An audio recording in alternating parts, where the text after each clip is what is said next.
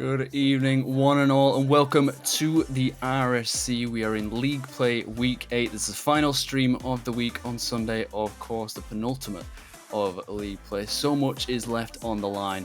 And we begin in the Prospect Division. I myself am Vector. Alongside me, Tom Dillon. I think this is one of the few casts we've done together, Tom, and quite an important match for us to start with.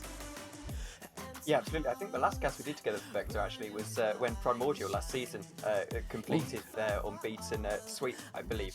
But Another Symbiotes roster. Yes, well, coincidental.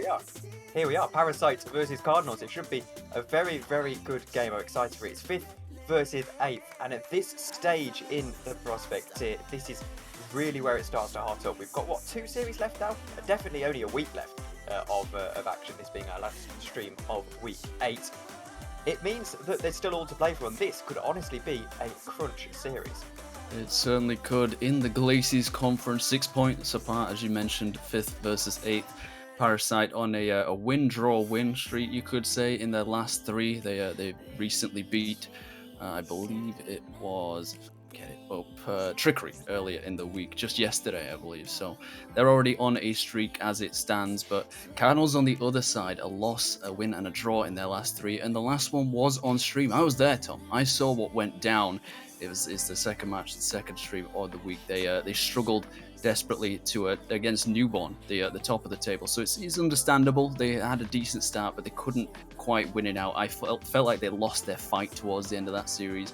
And I think it could be a similar situation tonight, despite the fact that there are disparate positions here, 5th versus 8th. But they do have something on their side. Cardinals swept the first series against Parasite earlier in the season, back in week 4, and it wasn't close. They outscored them 15 goals to 3. So just based on that, this could be an interesting series for them to get back into their winning ways and climb back up the table.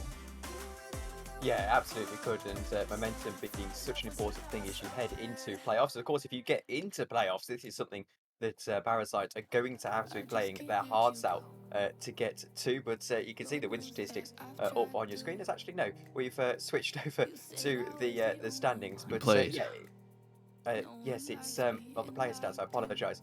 But yeah, the player stats, both teams look very, very strong, don't they? They don't look particularly weak. We've got Parasite with perhaps a more changing lineup than elsewhere. Merit's only with the 9 games played. Arcello with only 17 games played, but both of them have put in decent contributions. Merit with 8 goals from his 9 games. Arcello, albeit only with his 4 from his 17, but as for Cardinals, well, they definitely have kept a more stable roster throughout the course of this season, 52, 36 and 28 across their 3 plays. If I'm not mistaken, Vector, we have got a sub being used today for one of the sides. You're not mistaken whatsoever, as we have Bobo coming in as a free agent to, I believe it's to fill in for Sabine. Well, fill in for technically both their players, Sabine and Jonas. For some reason, Jonas couldn't play tonight, but that's not the only player coming in that usually isn't. Merits is playing on the side of Parasite, he's on the field now, going to be on off the field later. He's going to be in the booth. He's casting the final series of the night, so hopefully it goes well for him and he has something to shout about and be happy about when that series comes around. But as we mentioned, we'll start in the Prospect Division. And the standout players for me, High-Vis, probably on Cardinals, 52 played, as you saw from the stats that came up, 81 goals. That's absolutely insane for the Prospect Division, not just for the Prospect Division, but for a player as a whole in any season in the RSC. It's incredible output, and I'm looking to him to be the massive difference for this side. And on the other side, 52 games as well for Beep, Bing, Bong, Bop, and that's going to be one to struggle with as we go through this series, Tom. Hopefully, it doesn't make too much of an impact for our sakes, but for of course, for Parasite's sake, that's what they're going to look to get them back up the table. It's a struggle. They're going to have to really fight for this one, I feel like, but I have faith that they're going to do something quite good here, despite how disparate the first series between these two teams was earlier in the season. I expect this to go to a 2-2 draw. I think that Parasite will start strong because they don't have too much to lose right now. They're 3 points away from 7th and 5. Actually 4, 6, 7. Yeah, they're 7 points away from 6th. So it's going to be difficult for them, but they've got a great chance, and I'm looking forward to seeing whether or not they can actually take Cardinals down here in the reverse fixture. I have to say, I am going to go slightly push the boat out and say, I think here Parasite might get the victory, whether it be a 3-1 or a 4-0, because I just think, given what we've seen this week, there's been a lot of teams who perhaps aren't exactly the favourites for a game, and they've really turned up given the pressure of the situation. I apologise about that, but yes, that's. I think that they will win basically today, and I'm expecting a very good performance from them. Cardinals, I think, might be in for a little bit of a tough time. I seem to agree in some ways, not completely, but somewhat, because as I said, I watched how they played against Newborn just on Thursday, and how they seemed to struggle there on stream. A lot of nerves, lot riding on that result, especially against the top of the conference. So I feel like it's going to be a similar situation here. They started strong in that series, could happen again in this one. But you sang the praises of Parasite, and I'm inclined to agree to some degree. I'll have to see how they begin playing the sub in merits here. Hopefully that will help them out, as well as the fact Cardinals having to bring in a free agent, an unknown quantity. And let's see if it works in their favor. Bit of a neutral start. More favorable for Parasite here is a quick shot taken away by that free agent Bobo, and a high vis left with some space to push it back down the field through the corner.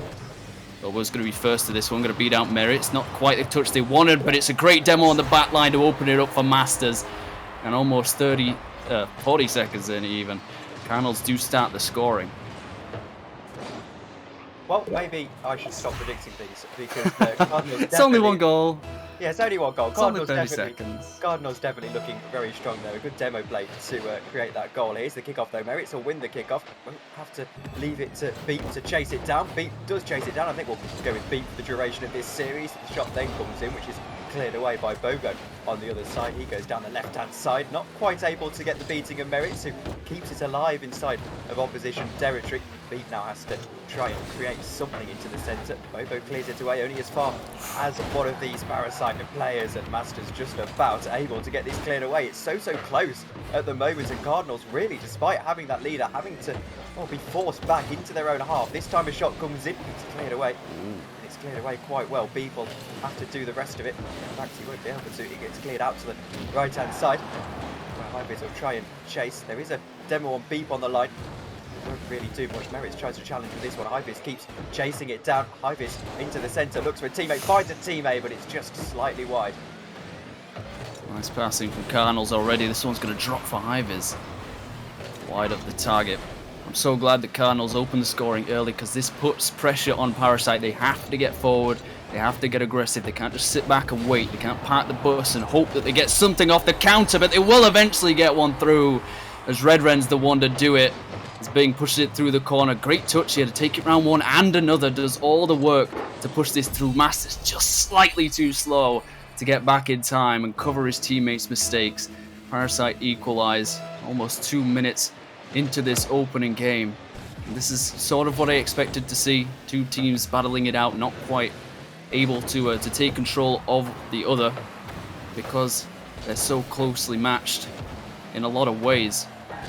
Still miles apart on the table. 6 points separating them, and it's always been a struggle to play against teams and players above you in the table, just because there's a psychological advantage there for the team above. They're automatically thought to be the better team just because they're above them, and we've seen it so much this season that it really doesn't matter. It matters how you play on the day. Right now, neither side can really take the reins halfway through this this opening game, and it's hard to say which is the better. It's hard to say which is the better, and actually I'm quite impressed at how Merritt is settling in. This is an opportunity, a golden opportunity for the Parasite side, and it's going to be Red Dren who puts it into the net. He did very well to beat the two men that were actually closing him down, and then just able to, under pressure, slot it out. You put your house on him scoring that, but when you're under pressure, it can be quite easy to rush yourself through that shot vector, and he managed to hold firm. Certainly did. Looked like he was rushing. I'm not sure how much boost he had, but had to do a lot of flips in order to get back to that ball. But he does not fluff his lines and gives Parasite that crucial lead as they go forward. A demo on the back line might just drop for Red Ren, as it wasn't quite quick enough. Bong got the disruption. Something that Parasite is starting to take a leaf out of Cardinals' book. Give them their own medicine. There's another demo on the backline. Master's going to be screeching off of that one, but spawn on the right side, so allows them to pass to the middle. Highvis is too slow, as this could be back down the field for a counter. Bobo reads it well, and Boost in tank. Able to get this to the midfield, maybe. Missed by the first man, but follow-up allows a bit of space for Parasite to work with, get this out of their own half. And now it's the opposite. Cardinals are the ones that have to get aggressive, that must push up the field. And it's going to be difficult to get past a strong-looking Parasite side so far. Here's Merritt's clearing this one away. It's going to be Masters who tries to put it into the centre. Highvis can't quite direct this goalward. Has to be put back into the centre for Bobo, who out wide can't get anything onto it really in a goalward direction. Now Beak's got a real opportunity. He's all alone. He might just sneak it in. He does sneak it in. And it's quite an ugly goal to concede for Cardinals, but they had to go for it. They had to try and take this side on. But Beak, well, he almost did miss it, but I don't think he was going to miss that one. No, his teammates wouldn't be happy if he did. A painful, potentially fatal is the word I'm looking for. Tom, for Masters there, potentially fatal miss as we go into the final minute of the first game. A free goal, could argue Parasite have had a couple of those. This wasn't free whatsoever though, as Bop gets his brace. Makes it the 3-goal lead for Parasite. Bobo attempting to clear them, but no one else goes up. In fact, it's a double commit from the blue side. But they managed to get their rewards for it. Master's just sitting in net, destitute. I'm sure I can imagine how he's feeling right now, knowing that the game is just slipping away from you. It's been a close affair throughout the first 3 minutes, but then it just completely fell apart for Cardinals, and they couldn't hold on to their fort. I don't mean to say that I predicted it, but maybe took away my prediction after the first goal went in. But no, I did think the Parasites would come out with a strong performance here, and it's what we're seeing. 30 seconds to go, or 25 seconds to go now. Highvis will try and clear it down the left-hand side. Can they avoid it getting worse? Goal difference is something that you need to keep an eye on at this stage in the season. It's only the second tiebreaker, but it's still an important tiebreaker. Bobo is going to own goal this, and it's ugly. It is a really, really ugly goal. And, oh, you just have to feel for him, because that is, well, it's horrible. I suppose there's a little bit of slack given to a free agent coming into any series, of course. Having to step in and fill the shoes of a tried and tested player that's already on the roster, that knows what they're doing, and are trusted to play that role. But it's a lot more difficult for someone coming in fresh-faced, not quite sure how the team plays, how they're going to mesh, how they're going to gel, and clearly, at least for the first game, that has not worked whatsoever. Still top of the team, 410 points, 200 more than either of their teammates. Bobo has done a brilliant job to say, despite that own goal. I think that was going in regardless of whether or not Bobo actually managed to get a touch there. But an assist, 2 saves, and they managed to put up some sort of fight. But as I said, going into this, that on the previous match against Newborn last stream, is that it felt like they lost their fight. They lost their passion towards the end of the series. They'd not necessarily given up, but they just didn't have enough, at least, to beat such a great side as Newborn. Now they've got a stronger chance against Parasite, but this is a tough one to bounce back from 5-0 deficit, and such strong contributions from Redren and Beep, Bing, Bong, Bop. Merritt did quite well as well, coming in as that substitute, an assist and a save to his name. So you expected it. You thought Parasite were going to have a strong start. Now it is all about whether or not they can keep up that level of performance. I mean, I do feel bad for Bobo, because obviously the first thing that we're going to look at is the own goal. But at the end of the day, he was put into an impossible situation. You have those statistics practically against any other team or in any other match situation. You know, assist, 2 saves, 480 points or whatever. And the game was over anyway. Yeah, I mean, you're going to find yourself winning the game. So I actually feel quite bad for him. He was the standout player on his team. It's the other two that perhaps weren't supplementing him so well. Speaking of the other two, Highvis and Masters, decent performances in their last series against Newborn. I actually picked out Masters specifically as probably being the MVP of Cardinals. So many things went through him and were created by him. his ability on the field. Hive is the one, probably with the most pressure on his shoulders, to perform for Cardinals here in the embers of the season. This is when you've got to clutch up. This is when it matters most. Hold on to those playing spots. Maybe even get some more going forward. As a big demo on Bobo, in fact, there. He was trying to dribble it into the Parasite net, but was taken out of the play. And Bobo doing well to be patient here. Wait out the play. Gets the 50 in his favor as well to the backboard. Can't quite get a touch before Merritt can clear it. Pop it away. Or Beep to send it away, but he's only going to throw the possession back to Masters. Just conceding it back and forth. There's very rarely more than one touch from one side at a time, as they did just get one there. I think they're trying to maybe phase each other out, maybe see what each other's capable of, see what you've got. As Hive is attempts and misses the first opportunity at the best opportunity for Cardinals of the game. And it seems both sides are just struggling with possession at the minute. Absolutely, Merritt will try and create something down this right-hand side. He's got plenty of boost to work with, and he's going to go all alone. This is much better. You're right, and it's almost going to find the net as Masters just about able to get it equally as Clutch save away. He now chases it down to try and create an attack up the other end. Into the centre it goes. Hivis is there, but it's cleared away once more. This is good stuff from both of the sides, who maybe are just trying to find that extra gear now after a bit of a tough start. Here's Beep. He's going to try and go all alone, try and recreate what Merritt did. Merritt takes it off of him in the end, takes it down the right-hand side. Hivis is again there to clear away. It's still deadlock, but it's definitely getting it better for both these two sides. Into the centre it goes. Master can't clear. Ooh. Beep takes a shot, and there's no one home, but there's also no way he's going to find the goal from that angle. Here he is trying to stop it out of centre field. Hivis will try and chase it down, and it's so close. So don't Red don't get a chance. He's got one man to beat, and he does beat that man, and Parasite take the first goal and the lead of this game. Such a slow roller in the midfield, and no idea where it was going to go. Maybe a pinch out. Ends up being Red to pick it up. I thought initially took too much time there. Could have just gone for the straight shot when it was wide open, but took the words right out of my mouth. Carries it, flicks it over, makes it much more of a show reel finish, and an opener for Parasite as well. Once again, control the game. It's going forward. They took the lead. They didn't take the lead in the first game. Changed it up this time. It's a pass to the wrong person from Bobo. Redren once again attempts to control it, but Merritt's here in the midfield trying to cut something out. Ends up just passing it straight back to Hiviz, who snipes the upper 90 with a free wide open goal. Equalizer once again halfway through the game. You've got to really be careful with that third man play, Merritt's, or anyone that is in that position. You've got to follow up your touch, or at least put it in an area that's not dangerous. That just went straight back to the middle, and Cardinals were ready and waiting to take a shot, finish the strike, and a great way for Cardinals to equalize. Something that really shocked me from that attempt from Merritt early with the air dribble.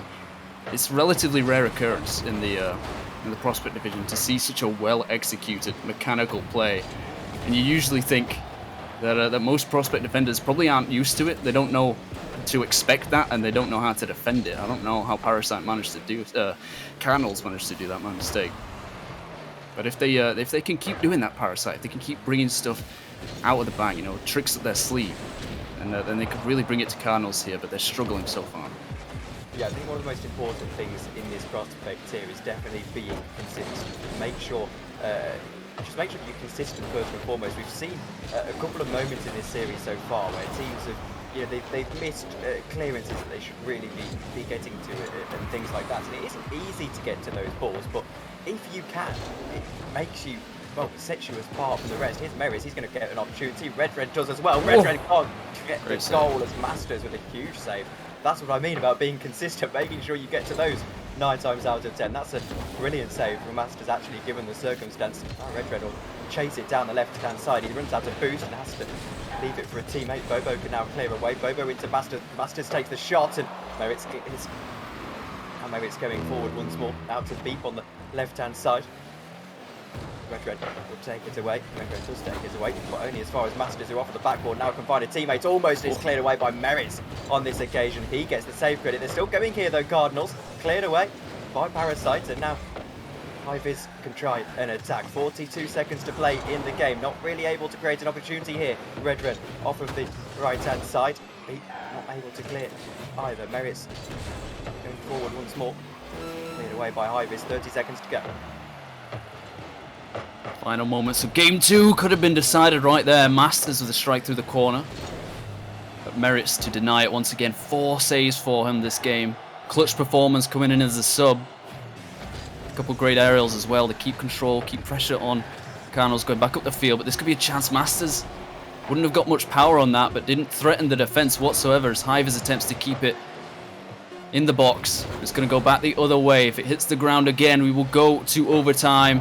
As it does, Beep happy to spike it in his own half and reset the ball back to the middle. Now it is just a fight to the death, a duel to decide whether Cardinals can get back into this series, give themselves a chance at a win, or Parasite to guarantee at the very least a draw, which would be huge for them at this moment in time where they find themselves in this table. They're going to have to work for it. Big demo. Not enough time to get it back to that corner as Hivers to pick up the ball. Concedes possession though. Red Wren's just loitering on the backboard, waiting for a pass down. Master's going to take it to the corner and they get a bit of space to breathe, Cardinals. They do. Here's Red Wren into the centre though. Cleared away on this occasion. Masters now chases down off the right hand side. He receives. Merritt's just challenged. Merritt's can't really receive. He does eventually get the ball. And now Beat can try and bring it away. Parasite need to win here, remember. They really need to win to help themselves. Here's Red Wren. He might just get... Oh, the fake! That's what a play! Incredible way. That is an incredible way to seal the game and at least guarantee a draw in the series. My word, Red Wren could take a bow. That was unbelievable. That's gorgeous. That's the kind of play that I often don't see in Masterland.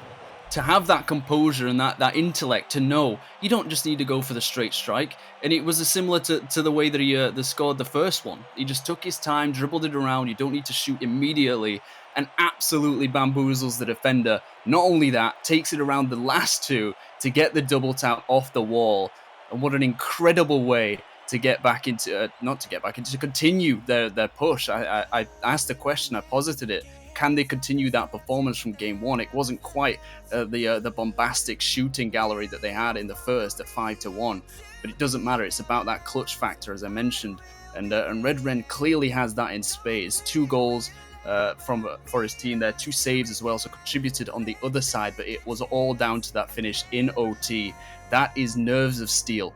And I'm looking forward to seeing what it can do in the next 2 games, because that was a sensational finish. The way to end it like that, whew, beautiful. Yeah, I mean, never mind to have the nerve to try it, Vexer. That was, you know, you're in an overtime. You have taken a shot and you've decided, actually, I'm going to go for the most spectacular way I can score that goal. It's honestly, well, it's quite incredible from him. And, well, Red Wren will now have to try and continue this performance into game 3. Let's get underway. Once again, it's Cardinals in the red and it is Parasite in the blue. Can they get the win in the series and do wonders to their playoff hopes? Remember that it's that 6th spot that gives them playoffs. Merritt's will get this one cleared away. Beep actually gets it cleared away in the end. Masters is chasing it down. Red Wren now on the back of that superb goal in the previous game looks to keep that form alive. Beep will keep the attack alive. Bobo though with plenty of boost can clear it out to midfield. Beep gets a touch away. Merritt's will try and get to this. Merritt's can't quite get to it, and there's a shot that comes in from Masters, and Masters gets the goal. And this is why Rocket League can be so frustrating sometimes. You go from the highs of such a spectacular finish to game 3, to game 2 I should say, and then immediately you're pegged back in game 3. Shades of the first. Cardinals with an early opener. They managed to get it off of slight mistakes from Parasite there. Big double commit on the goal line. Never the place you want to be as this one's rifled from Beep in the midfield. Top left corner to deny, thankfully for Cardinals' sake. Because they don't want to concede again. They want to go 2 goals without reply. They need that cushion. It was clear enough to see in the second game. As Hivers just about gets back in time to clear the line. Bobo back down the other way with the demo as well. This could open up Parasite. Instead, it's gone the opposite side. For some reason, Neither of the Cardinals players could get to this touch in the midfield. They both turn around. I think Masters desperately attempts to get there, but that net is wide open. Agape. And once again, Cardinals make the same mistake. Allow Parasite back into the game much sooner this time, and it gives Parasite so much more opportunity to control this series, even more so than they already are. It's great play from Parasite to read the play like that. Unfortunately, they then get beaten almost immediately again, and I can't even talk about previous goals before the next one comes in, Tom. It's ridiculous. I know. I appreciate that you were trying to hand off during the replay of that previous goal. Yeah, just have this replay, Tom. It's all yours. Yeah. But no, it's incredible. Honestly, Cardinals have finally found something in this game, and I sense that Parasite maybe just starting to lose control. And here is that control further lost. Maybe no, it's cleared away by Beep. The shot comes in once again, though. They're all three back, and they all three have to get to it. This is rushed. This is panicked now. Arch says in chat that they need a 4-0 to at least have a chance next week. He's connected to the Parasite franchise, I believe, maybe a Parasite franchise, the Symbiote franchise, I should say. I believe general manager, perhaps, I'm not too sure, but regardless... He's got a lot of history with the franchise. He's got a lot of heart in it. And, well, you know, you get the sense that they know this. They know what is riding on this, and they need to get back into this game. 3 minutes and 9 seconds. Here goes Merritt's trying to go central. High Visual get it cleared away. Beep tries to get the touchdown, does get the touchdown, and it goes into the centre, perhaps favourably for Red Red. It does go favourably for Red Red. Now Beep with a shot and a goal, and they still have a chance. They already are 2-0 up in this series. They need the 4-0, and now they're level in game 3. Once again, a gift given to Parasite. Hive is there, just rushes it, panics, plays it through the corner, and it's right back into, I believe that was Red Ren's sights. He ended up missing it, but Beep was right there to clean it up, get them back into an equal state. It bounces once more for Masters in the midfield to try and attempt something. Miles off, but it doesn't matter. It's created threat. Something for Parasite to deal with, but they manage it. It's going to bounce favorably. Unless Masters is right there, get the 50. Merritt's is empty here as this bounces over. Beep and complete confidence in him to get that ball. And it just seems like Parasite are getting almost fearful of what's happening here. They're in such a great position. Arch mentioned it, that a 4-0 is obviously their best potential outcome here. But it could be crucial going into the final week. They always talk about it. Just 8 points left to play for once this series is done and dusted. And they'll need every single one of them for a chance at the postseason. Mistakes like that aren't going to get you there.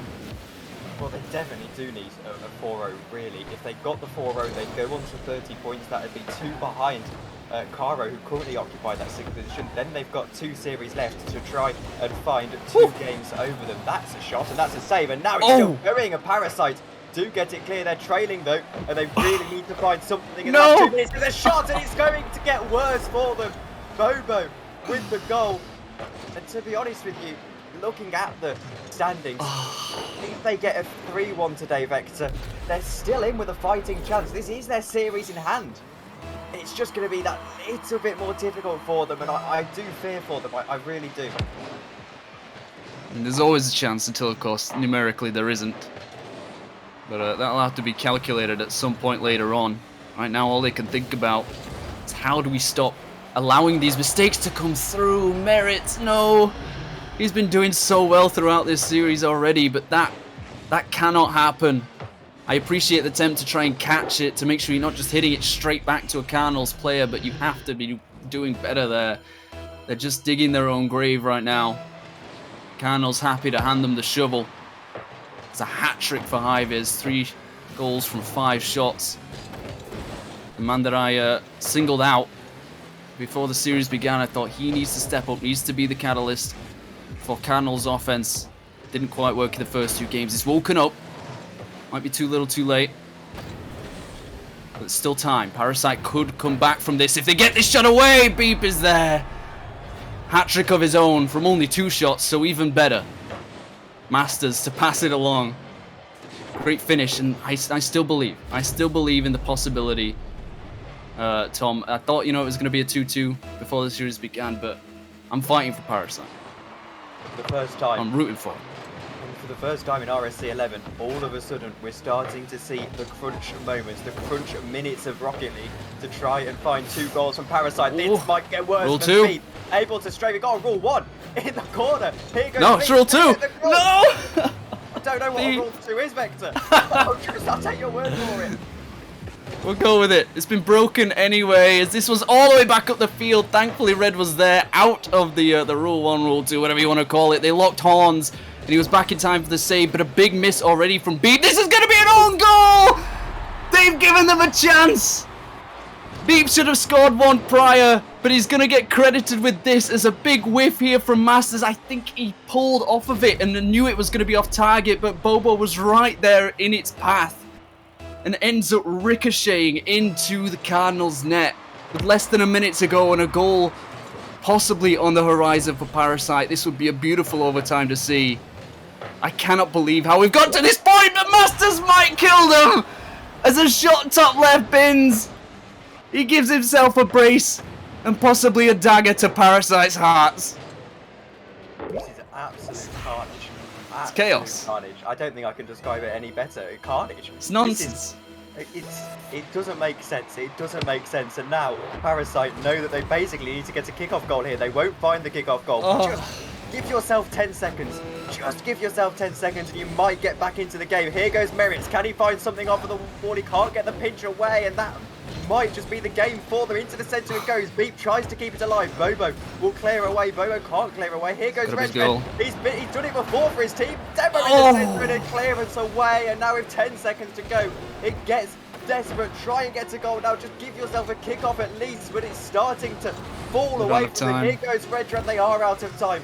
2 seconds to go. We will get the buzzer now. They can't find anything. Cardinals win. And that is a huge damper on their playoff hopes.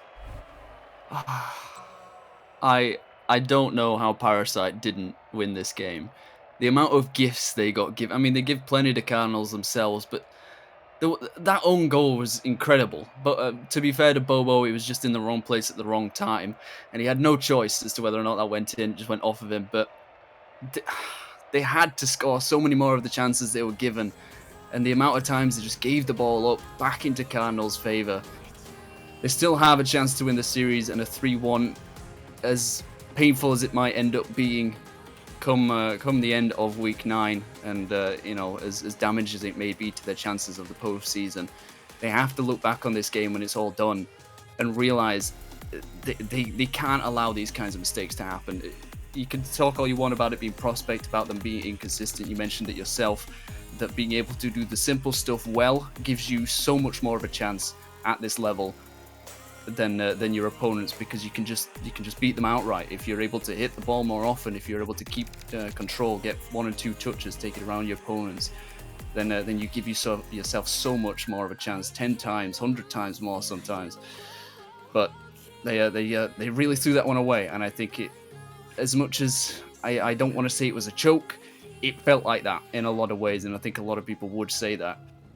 But this is the real crunch time. This is the moment where they have to redeem themselves, and they have to show their true grit, their true resolve, and fight for that 3-1 victory. 2 series left, plus a game for Parasite. They know that they'll go within 3 points of those playoff spots with a win in this game 3, but now it's essentially you've got to win as many games as possible. None of this sneaking 3-1s. You've got to make sure that you're going to get the sweeps. This won't be a sweep, obviously, but if they can get a win here, it will just help them that little bit extra. Here goes Beep, takes the shot, and it might just come off of the backboard for him. No. Cleared away by Bobo, the free agent. Merits, though, going all alone. Merits might be able to find the net. No, Ivy's able to clear it and just about stops. The attack falls on deaf ears, and Masters could try and bring it away. He does eventually get it away. Merits will keep it alive. Down to the right-hand side he goes. Beep can't get it off of the wall. Now cleared away once more. Back downfield from Redrun. Ivy's, he can attack now. Merits has to track back. Merits has got support in Beep in the goal line. On the goal line, I should say. He will clear it away. Merits now can try and challenge with this one. It's so close. Neither side really found their footing in this game 4 yet. Here goes Red Red off of the wall. If he gets a favourable bounce, it might find the net. It won't. And now Bobo can attack up the other end. This might be a chance. In fact, it probably will be a good chance. Hyvis can't get round to it. Merits clears. Gets a great 50 back up the field as well, but unable to get it to the midfield. Beep having to pick up the pieces. Finally they get through, and Redren with the speed, the sheer power. Won Forbidden Temple, game 2 all by his lonesome. Now it could be the one to drag Parasite back up, away from the loss, the pain of the previous game, and give us a finale to shout about. Is this one off? Kick could go straight in, but Hivers, aware of the danger, had to use a lot of boost though, so this could just go straight back to the middle. Masters is forced to dive upon that one. And a slow counter for Cardinals should be dealt with. Merits almost passes it to an opponent. This time it's to Redren. Another shot is going to be high, but can he read the bounce? He can, but Hivers right there to deny once again. And it seems like, it feels like a slower paced game. Both sides know just how unbelievably important this final point could end up being in the grand scheme. And I am not surprised whatsoever that they're taking their time and waiting for their chances. Here's the shot that comes in. Masters will try and get it clear. Redren tries to follow it up. He can't follow it up. And Bobo can clear away and clear his lines. About halfway through into this game 4. Here's Hivers with a chance cleared away. Once more, I think that was Merits who got the clear. Hivers, though, he's going to go all alone. Hivers is going to get a shot into the middle of the goal. There's a demo after the buzzer. That's interesting. This was on a plate for him, wasn't it? Bobo got bodied. We've still got the ball to the midfield. That's what matters. Hivers there once again. Honestly, from the looks of it, I'd have thought Bobo was just a part of this roster, that he's just been with the Cardinals since the beginning. That's how much heart he's put into this performance, how much fight. The comeback block, the recovery that he made to stop Parasite getting a 2-goal lead, I believe it was incredible, inspiring. Now a big double commit from Parasite could work in their favor as a pancake from Redren. Could have gave Cardinals something to think about, but it didn't quite work out in the end, and now Hivers send it back up the field. Redren's been incredible this series. That wasn't an incredible play, they almost allowed Masters to gain the lead back for Cardinals. But overall, been absolutely fantastic for them. This was dropping down so awkwardly. Bobo took that off the line. That should have been a goal. I don't know what just happened. He's defending for the wrong team, Tom. I do feel bad for Bobo a little bit, as this shot won't quite find it going. He's your bowler who's taken 5 wickets but has gone for 100 out of 10 overs. He's been a contribution, but he's also not. He's also that went right over my head. I'm not a cricket fan, but appreciate it. Here goes Beep. Into the centre it goes. Merits will clear it away. Not able to get to it. Masters keeps it alive. Tries to go central. Won't go central as Redren clears it away. But I do feel for Bobo. He's been a really important influence in this side. He's just had a couple of howlers. I feel bad for him, basically. They might go on to win this game, though. They've definitely been on the attack now, though. There's an overcommit. Total overcommit. Shortly, Parasite, this is... How long is it going to take? Get the goal! Finally! With 56 seconds to go. What? My word. I held my breath then. I don't know. What in the world just occurred, Tom? What the general manager, fans, or whatever of Parasite, Arch. Well, Arch might need some first aid after that one. They swap sides! Parasite, that is a potentially season-defining piece of carnage. They swapped sides. All 6 players just went on the opposite colour. And they took so damn long. I don't know what Redren was thinking there. He actually ended up getting the fake, which was disrespectful. But it went in. And that's what matters. 30 seconds left to go. The onus is on Cardinals to drag this back. Give us an overtime to remember. Best they can do, of course, is only a draw, but it doesn't matter. The wins, losses, draws. What matters is the points, the individual 2 points that could make all the difference. Right now, Parasite desperately hanging on to it. There's 10 seconds left. It's in the wrong half of the field for them, as all 3 Cardinals players right in this corner. They don't quite get the right idea of where to put that ball. Confusion abound, but it's going to bounce for one last time. If Hivers can keep it alive, he does. Beep is not going to be there if Masters can make the read, but he's put it too high. Crossbar out. Parasite take the series 3-1 and give themselves a chance of a possible postseason, depending on results next week, of course. and around them. They're going to have to rely on others, but they've given themselves something to work for, to believe in, and to hope. Cardinals on the other side, a 2-6 week. They've lost to Newborn. We're above them. Arguable that was likely going to happen, but now they've lost to someone below them, way below them. And it's going to be a very, very difficult final week for them to bounce back. I thought it was tough on stream for them the first time, and the second time, potentially even, well, not potentially, clearly, evidently, even worse. And it's just, well done, Parasite. You've proved me wrong. You've proved a lot of doubters wrong, I'm sure, as well. So congratulations, and of course, commiserations for Cardinals. They put up a great fight, just didn't quite have enough on the day. Well, I did get the prediction right, so, you know, there goes Rub my it guess. in, go ahead. I'll rub it in. Considering it was a total guess. Well done. But, You can't, don't say that. You've got to dive on it. You've got to be like, yeah, I knew that. I actually consulted 2000 IQ. Yeah. No, I look at the table now. Obviously, it hasn't updated. It's not quite that quick with it. But they go on to level points with Alter in 7th. That would be 29 points. Caro sits in 6th, the magical 6th position on 32 points. Cardinals, by the way, on 33. So actually, anywhere from 8th to 5th could find themselves being either in or out of these play-in situations in this Ignis tier of the Ignis division. Ignis Conference of the Prospect Division. My word, I always get those words confused. But, it is a mishmash. I think you get my point. The fact of the matter is, this is going to be a storming final week. You know, they're going to be nervously checking the score reporting channel to make sure that, well, to see what their rivals have done. And now, you basically know you've got to win your last 2 series, whether it's 4-0, well, one of them ideally should be a sweep, but whether it's 3-1 and 3-1 or 4-0 and 4-0, you've just got to win them and see where you are after that. You have indeed, and this result is even more important in the sense that because Cardinals and Parasite are so close to each other in the table, if they end up drawing on points, Cardinals will end up taking it on the head-to-head. They swept the prior series. Parasite were unable to do it in the opposite fixture, and that may come into play. That may be a factor, but all to think about by the end of next week, once we've got all the numbers, once we've calculated everything. But great start to the night, Tom. You've got to admit it went to a place that I didn't expect it to in Game 3. Chaos reigned. It was absolute carnage, as you said. And I can't wait to see whether or not either of these guys make it into the play-ins and possibly eventually the playoffs, because then if that result is anything to go by, if that performance is anything to go by, then Prospect playoffs is going to be absolutely mental. But it was a lot of fun either way.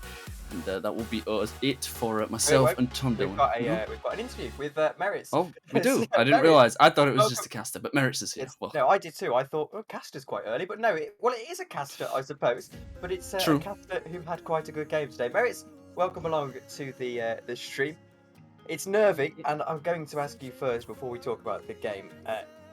In these crunch situations, you've got 2 series left now. How do you rate your chances of getting into playoffs? I think the maker of my teammates carry me like that again. Bro, I was right in the backpack, I can't lie, but you know, we all did our job in the end, and that's why we won. So I think we have a really good chance. We've got some tough games though. We're playing Hot Melt and then Newborn, so we'll have to see how it goes on the day, but I think we have a decent chance.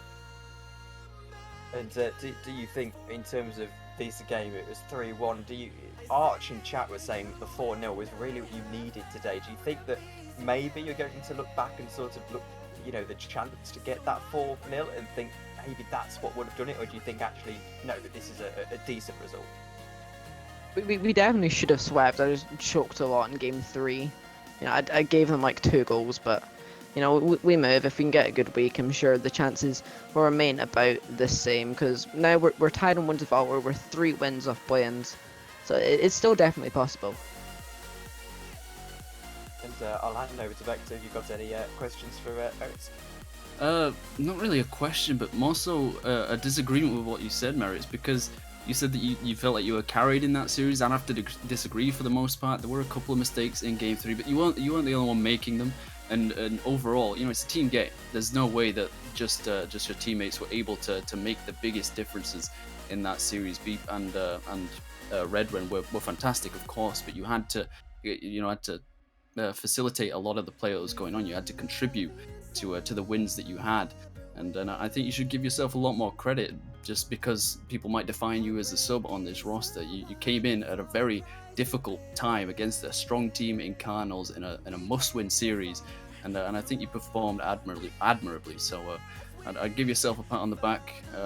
And going forward, I'd agree with you that I think you've got a great chance, and I hope you get to play next week as well. You get to influence one of those results. But I just want to say congratulations on the win. And good luck in the final series tonight when you cast.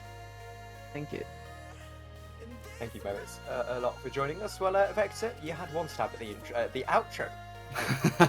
Got ripped away from me. Yes, you had one stab at the outro. Well, go again. I'll try again. This time I'm going to get it right.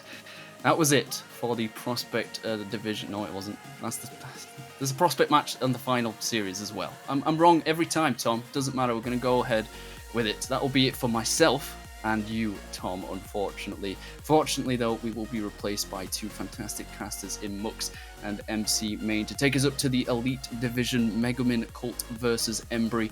Two more series on the docket tonight. We hope you've all enjoyed this first one.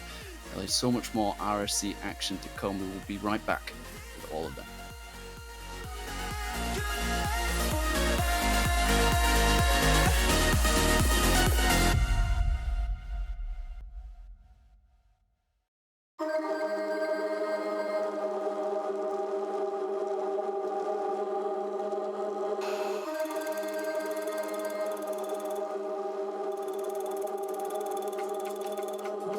There's a lot of things on my mind. Stacking money like 365. There's a lot of things on my mind. Stacking money like 365. There's a lot of things on my mind. Stacking money like 365. There's a lot of things on my mind. Stacking money like 365.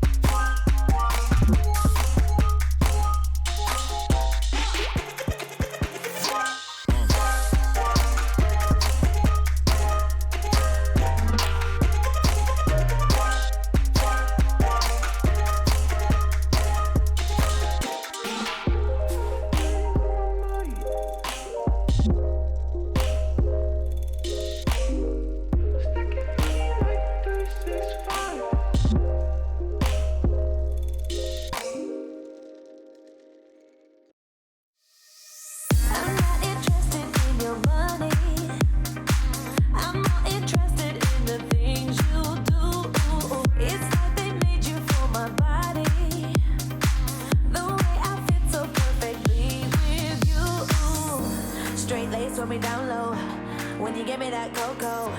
Handcuff me like Popo. I'm like, oh no, you're doing it alright. You blind me like flashlight. You sexy like all night, all night. Boy, you're so wavy, wavy. And I'm standing here like, take me, take me.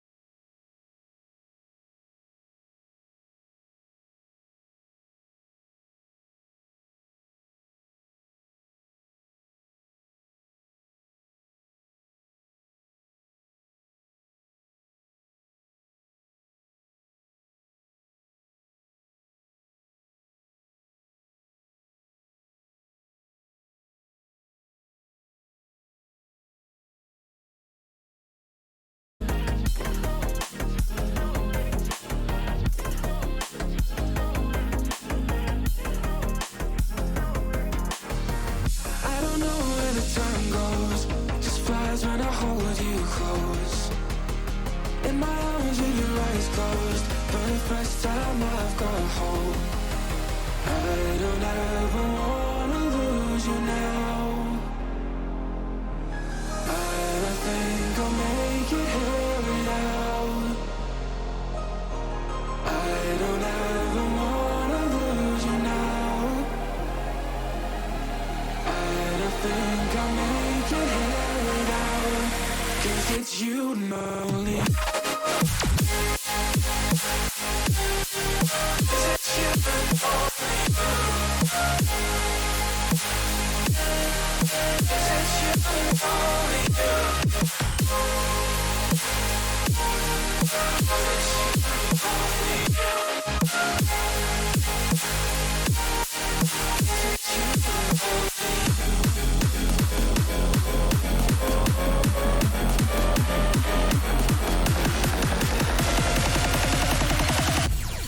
Because it's you and only you.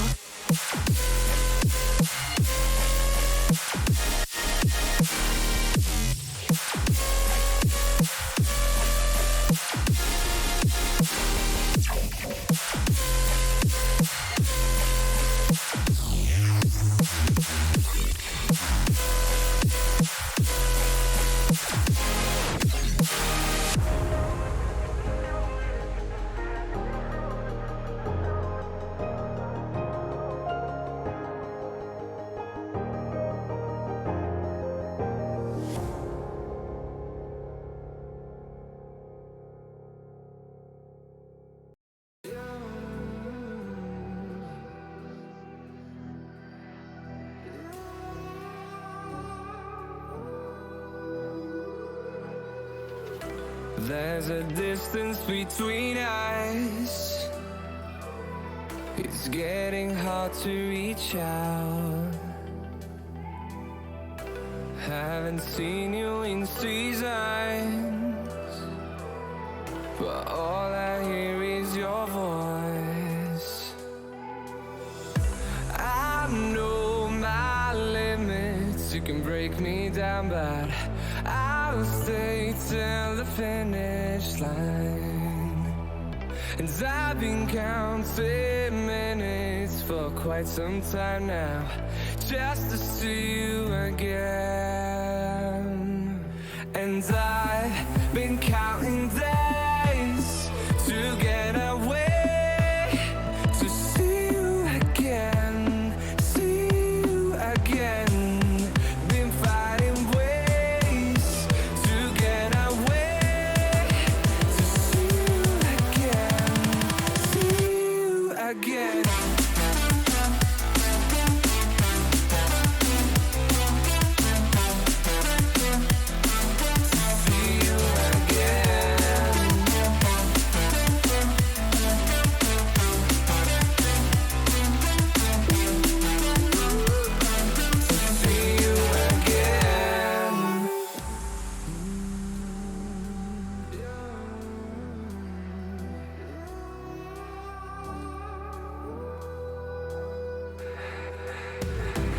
We got millions of reasons to let it all go. Hope we're not too broken. I know I'm not always strong. And I've been counting days to get away, to see you again, see you again. Been fighting ways to get away, to see you again, see you again.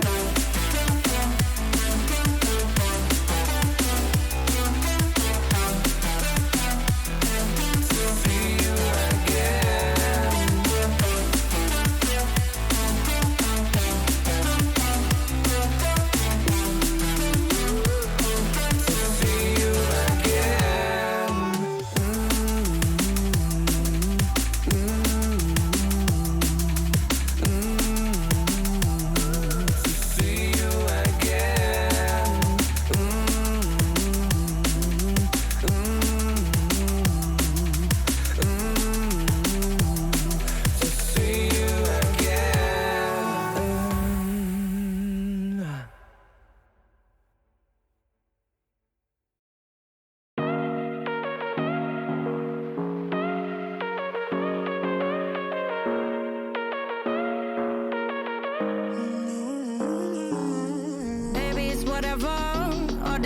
but you long gone, it don't matter.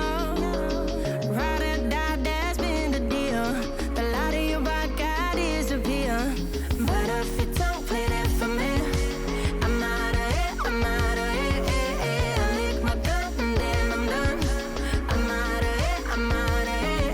Ain't no man to tell me you're no good. I'm brushing the weight of you, the weight of you, of my shoulders. Done with my cigarette, and when all the smoke is clear, I'm brushing the weight of you, the weight of you, the weight of you.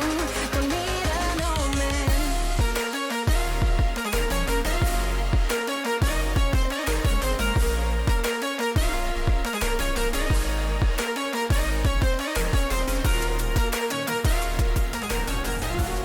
Beats the moon. I'm the sun, you will the moon. Do you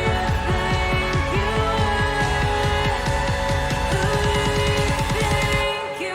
are? Do you think you Welcome back to RSC. It's the second game of tonight, and we have an elite draw here. It is Colt v Embry. So we have Mux alongside us today. Good evening. What we think of Mux? Honestly, I have a feeling that Megamine Cult's going to take this game 3-1. Just looking at the table, they are doing quite well, if I remember. Yes, it's a 3rd v 8th game today, and I feel like the Colts take it 100%, and I think it'll be a 3-1 as well. I think they're just the better teams due to standings, and Form and Arch together I think it's going to be unstoppable. I do think that as well, to be fair. Embry could come up with an upset, though, we don't know. We'll have to get into it soon to find that out. Yeah, so let's see. Let's get on with the stats and let's see what we're saying about them. Megamine Colt coming in with 35 wins to their name. A 3-1 would put them at 38 wins. This would be big for them. They can move up to second and even more secure their playoff spot coming in to the last week of RSC. So yeah, it's all about the playing spot now for Embry, and they really need a win today, but will they get it? We'll find out. That's the only thing we can think of. I don't think they will. So it's going to be a close game I think. Very close games. And yeah. Looking at player stats now, looking at Embry this time, we can see that their main goal scorer, Kuz, seems to have got at least 1 goal per game, so we could probably expect to see good goals and good shots coming from the side of Embry. A lot of their players are high goal scorers, namely C² and Kuz, with Megamine Colt having Form as their top goal scorer, playing the most matches as well, 60 games played, definitely their first man. 100%, 45 goals and 38 assists to go off that, 82 saves. All-rounded player, and I just feel like he's going to win it for them today. And to be honest with you, I don't really know if Embry will get into that playoff spot tonight. Tonight. I think they might just be a game off or two. Looking in the elite standings, Embry, if they can secure a draw, they move to 7th, tying with Temple here. This could be massive for them. Honestly, we could see a week 9 play-ins frenzy coming into the last week. Yeah, 100%. But it's going to be hard for them. They'll need to fight for that spot, and it will be a hard fight for them. They're running, they're chasing at the moment. We will be starting this game off now. Best of 4 series. My money's on Megamine. Colts win this all the day.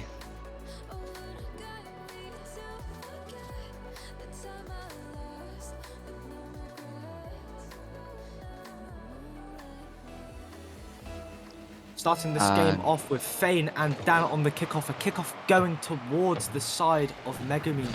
C squared with the ball into the middle. Kuz going in the air. With a double potentially getting saved off nicely. And gets the save there to keep his team in it for the first goal. Now they're Ball on the getting attack in the ball. once. A shot going off and it goes wide. C squared on the ball now. Going up. Oh, the ball getting blocked by Dan. This could be bad for Embry here as pressure mounts up. No one's in the net and it goes in. Rapids starting the game off just under 30 seconds in a goal. That's them chasing already from the start. Like we predicted, I feel like it's still going to go the same way, 3-1. And yeah, Rapid just there to finish it with a great pass as well. Let's get underway again. Kickoff. A good kickoff from the side of Embry brings them right back into the game with Kuz on the goal. Wow, nobody really expects a kickoff goal like that, but it happens. A bad kickoff from Rapids. Yeah, Cuz doing away again. Let's just see. It's playing well so far while we keep it up. Ooh, going down to the middle now, into the next kickoff. Dan with a nice clear, nobody there. C squared with the save. Dan's there again. A nice touch to the wall there from Kuz. Going for another hit into the middle, trying to get another touch, gets it away. Fane on the ball, what are we going to see? A pass in middle potentially. C squared with a shot just off target, and another 50 to keep them in. Oh. And there's the Colts coming back, but they just, what a brilliant play from them, getting it out and then getting the attack on them. And now it's a 2v1, 3v1, and it's a goal from Rapids. There we are. 2-1, 3 minutes 52 seconds left. With a great pass straight to Rapids and just a shot with perfect positioning, so C squared could not get that. Coming into the next kickoff, just under 4 minutes on the clock, and it's anyone's game this game. 100%. It's a much closer game than I expected. And there's Dan up. Form's taking the ball now. Form do. Rapids going for a touch against the wall. This is a bad touch as it gives the ball straight away to Kuz. Embry here coming out with all their force. They want this play in spot, but do they deserve it? A whiff from C squared here. The ball staying just in the middle. A nice 50 that goes straight down to the middle. Can someone get a touch on this? Form to the middle to Dan off the wall. Ooh, a double nearly going in. No boost on Fane's body here. Going into the corner again. It gets cleared wide, and a bad touch from Form could lead them to going tight. And a good save from Form as well. Good save from Form there to keep them up by 1. But Embry coming out as a more dominant team, I would say, even before they were a goal down. I agree with that. Kuz getting a nice clear feint to hit it to the corner. They're getting a nice touch straight to C squared here. What's going to happen? Rapids on the wall trying to get it away. Dan up for this touch. A nice touch which could go down into the middle. A double commit. A good double commit at that as it gets cleared into the middle. A nice clear from Fane. Watch for the double commits. Lucky enough they didn't get pressured there, but putting 2 men off the ball might not be the way to go against this team. A nice touch which could have Fane on it. Fane backs away from the ball. Form going for a solo play, but he doesn't seem to get it. A nice bump from Rapids as he couldn't get the touch. Dan still following the ball. Going down for a 50 that goes just into C squared's favour, but Form is right there. Not much boost to his name. A nice touch up into the middle. Rapids going for a touch onto the back ball. A double, and their pressure relieves a little bit. Never mind, going for a shot and it just gets saved.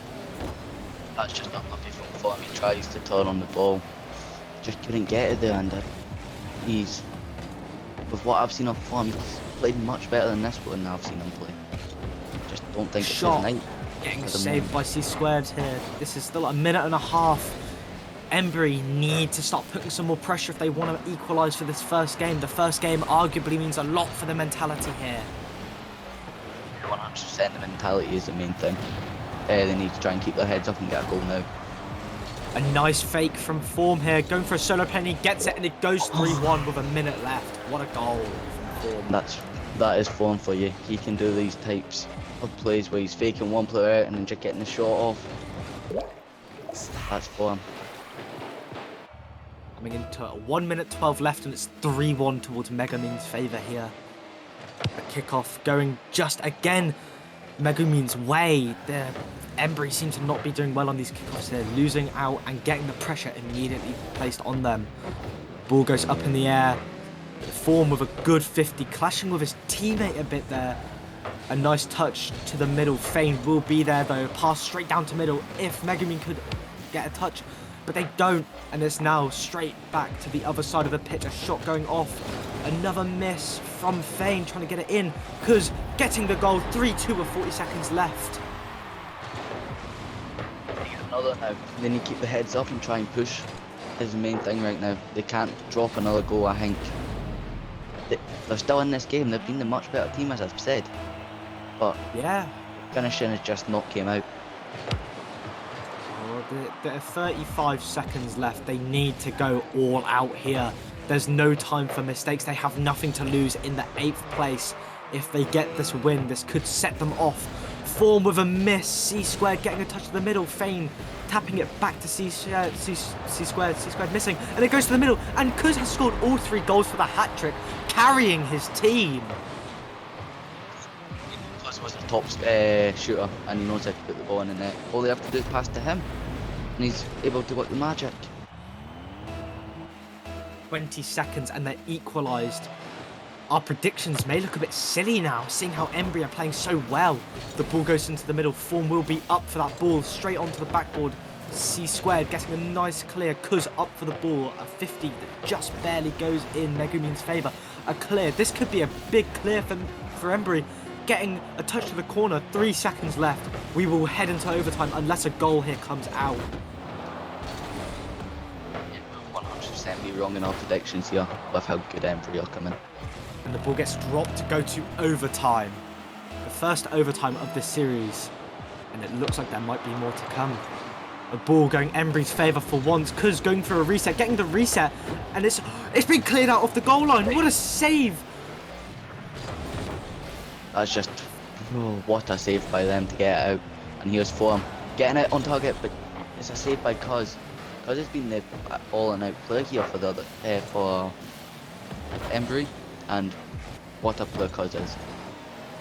Rapids going on the scene to try to get a touch and he misses, but Form's there to cover him up. Dan in the 3rd man position here, playing nicely. The pressure from Embry is all over them. Megumin must be coming into this a little bit shook, as they might have thought that this was an easy game. Rapids with a clear to the side with C squared just there already. This pressure is mounting for Megumin to do something to get out of their half, and it's not going well. Kuz going for a double and he sends it wide. His teammate was there ready for it. What a game this has been. Kept me on the edge of the seat, and I know it's kept you on your edge of your seat. It's been out and out game so far, and let's hope the series brings more. 1 minute into overtime and the ball has just stayed in Megumin's half. They finally get their chance to clear it out with C squared. Only one of the defense, Rapids, making sure he can take their boost. That's what Rapids has been doing a lot this game. He's been going around for the boost a lot. A ball gets put in the centre. Rapids might not turn. Form is on the wall. A bump from Kuz here. And it gets played just barely into the middle. A touch on the backboard from Fane. A nice clear from Rapids. What can we see? Can we see a goal? Potentially sending this game 1-0 to Embry. No, not yet. The ball has been cleared. A nice clear from Rapids. A 50 to the sideboard with nobody there yet. Kuz not going, Form already up. Nobody's going to be there to go for Form's touch here, except for Kuz sending it to the corner for Fane to get the touch away for. Yeah, 100%, and at this point my phone's actually going to die watching this game. It's been so long so far. Let's just see how long A touch, a goal comes out from Dan, sending the game of 2 minutes of overtime for a nice middle touch and a goal. 1-0 to Megumin in this season. Yeah, and Megumin are meant to be the better team, but were they in this game? I don't think so. I really don't think they were the better team. Like, it was a close game though. 13 shots for Embry to 17 Embry shots on the- for. Embry was dominant that game, so was Megumin. It was 50-50 back and forth. I didn't expect that result, but Megumin have taken the first game. Yeah. Megumin should be winning these games with how the standings are going, but Embry are coming out here fighting for their spot, and they're showing how much they want the playing spot, and will they get it? Well, this game is certainly proof that they are good enough to tumble with the top of the enemies, as we will go into the next match in a minute. Because top of the leaderboard, arguably the carry of the team, 5 saves and 3 goals. That was a very, very dominant performance from him. Yeah, 100% because he's a top player. But on the other hand, for him as well, getting 641 points for his team. It's feels like a 1v1 right now. Game 2. What are we going to see? Will it be the same Kuz and Form top of the leaderboarding? We don't know. We'll have to find out as the kickoff comes in on the Forbidden Temple daytime. Good kickoff from Megumin. Sees the ball straight into the half of Embry. They don't have the good kickoffs at the start of the game, it seems. Might have to try and change their kickoffs up a wee bit, try and win them, try and get some possession of the ball. A bump going out from Rapids. The ball goes straight back into the middle. Fane gets a nice touch up. Nobody's there yet. Kuz missing. Dan is there. The pressure is already rising. The boost of Embry is so low. Kuz will be the driving force. Gets a miss. Dan is still there. Bump from Kuz. Kuz wants to get that ball out. Would he be able to? He gets a nice touch over Rapids. Form is just there. The mounting, relentless pressure. Rapids missing. Rapids has switched to the Fennec now this game. Picking it up, coming out here proving why they should win this game and why they should be in playoffs this season. Touch goes to the middle with a nice clear from Fane. Fane does not have much boost to capitalise. Straight to the middle with Dan getting a touch. Kuz will stay. Kuz has got no boost now. Missing the ball. C-Squared faking his team out a little bit. A bump from Form and leaves the possession a bit wavy.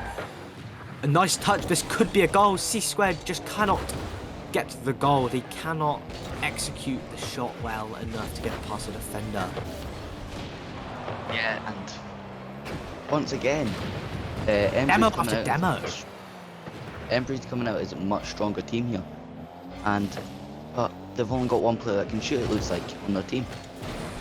It does seem that way. Demos are flying out as we just saw a minute ago. A nice touch from Kuz into the corner, but Rapids is there to read. Kuz gets a touch upwards. Form takes the ball in the air. Gets a reset. It's not going to do much of it. Misses the actual touch on the reset. Gets a bump on Kuz for Dan to get there. Dan misses the ball. Kuz will drive this ball forward. Rapids with a good 50 not getting baited out by Kuz's game plays. Kuz trying to put it in middle for someone, but nobody's there. It's a wasted opportunity again from Kuz in the middle. C-Squared gets a nice touch on the ball, leaving Dan in the middle. Dan gets a touch, hits the back. Oh, that's not Dan, that's Rapids. And oh, here's Fane. Just unlucky. Rapids gets it clear. So how do you see this game going then? Do you see Honestly, them winning? right now, I feel like Megumin might take the edge a little bit with their attacking force and the pressure that they provide. But it could go either way as we head into the last couple of minutes.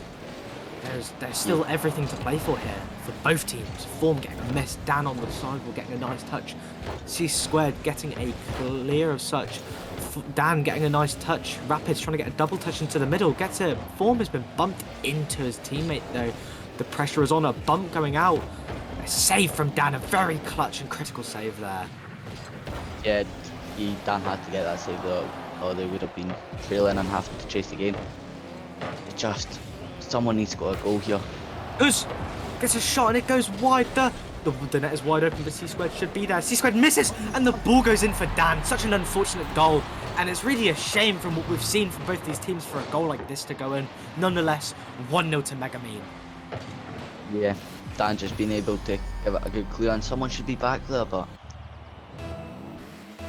C2, as I'm going to call him, is just out of rotation a wee bit, maybe.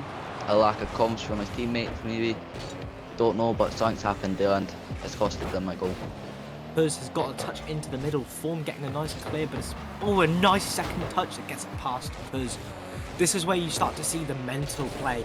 If Embry has what it takes to stay in this mentally, then they should be able to come back and regain from this loss if they get it. 1-0 down in the series. They need this win to keep them in some hope to make the play-in spot for next week, as Dan gets a clear into the middle.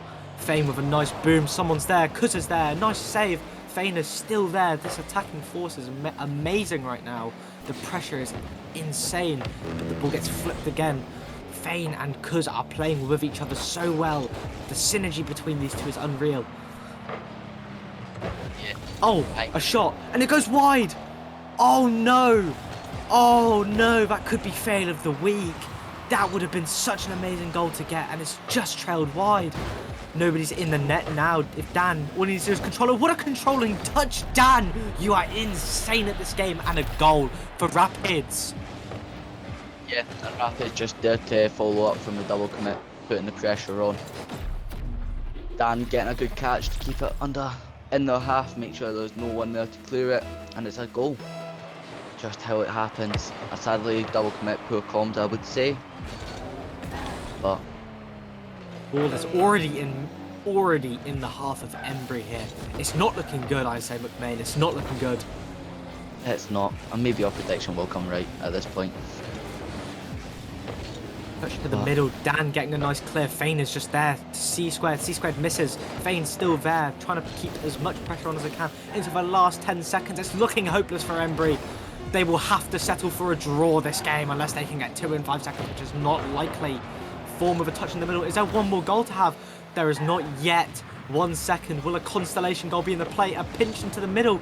C squared getting a nice clear. Dan's going to be there though. Never mind. Rapids getting a touch. Form actually getting the touch to them all. 2 people up, a double commit, and it goes down. And it's 2-0 to Megamine Colt in this series. And what can we say about that series? Embry coming out with the pressure, but still can't finish a shot. It's like, what are they going to change here to make sure they can get at least a draw out of this? We don't know, but we don't have the answers for you. Embry seem to be having a lot more boost, but just not the possession. They're gobbling the boost and they're not having the possession to back it up. But, again, because on the top of the leaderboard here, only pulling out 3 shots, no saves, Fane with a save. And talking about Megamine, 2 people are in the top, we could say. There's not really been a carry that game. They all played their part, doing well for this. Yeah, Dan coming out with 1 goal, and so is the Rapids coming out with a goal. And both of them assisted each other. They all at least had 1 save as well, which shows that they are playing well and they're playing together. Game 3 will be important for Embry here. If they do not win this, then they will lose the series. Yeah, 100%. And it looks like our prediction should be coming true. Game 3. Oh, fuck. What? What?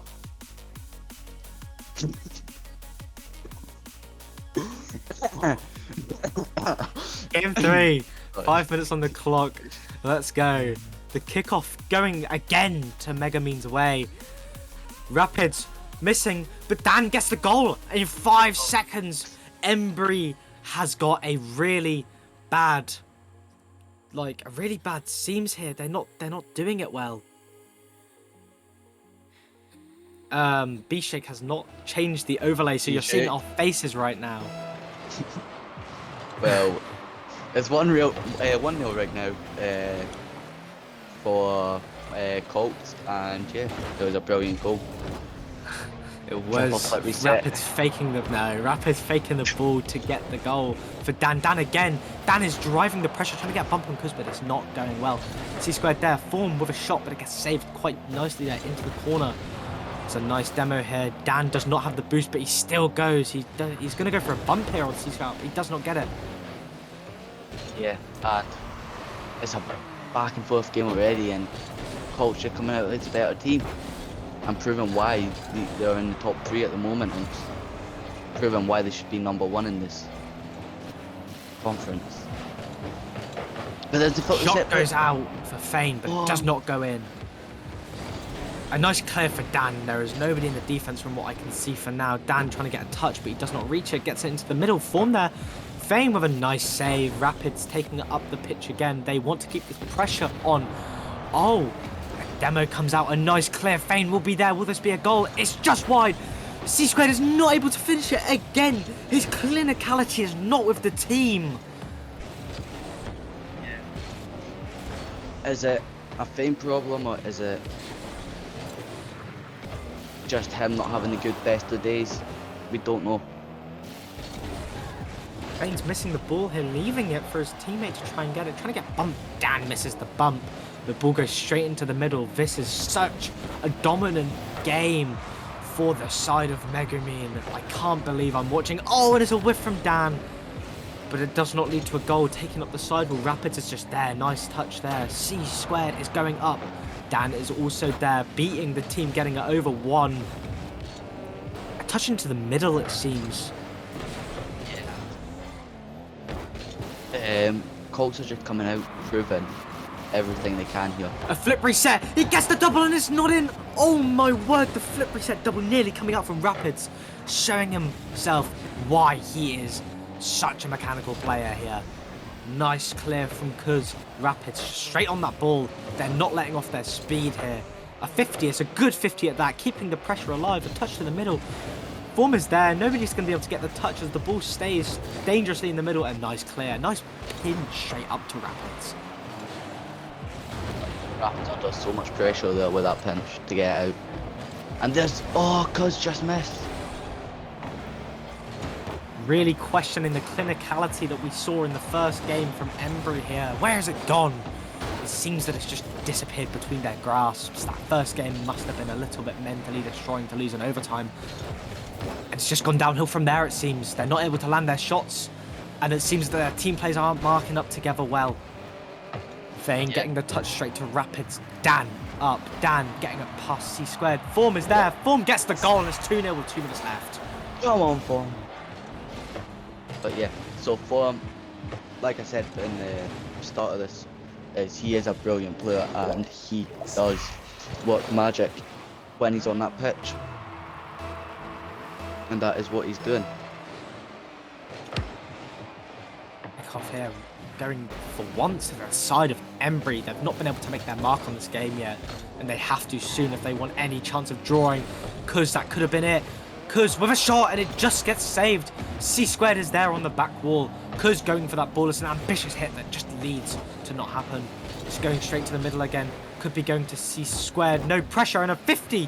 What a dunk from Dan. Nothing happens with that yet, though. We just talk about Colts defense right now for the football.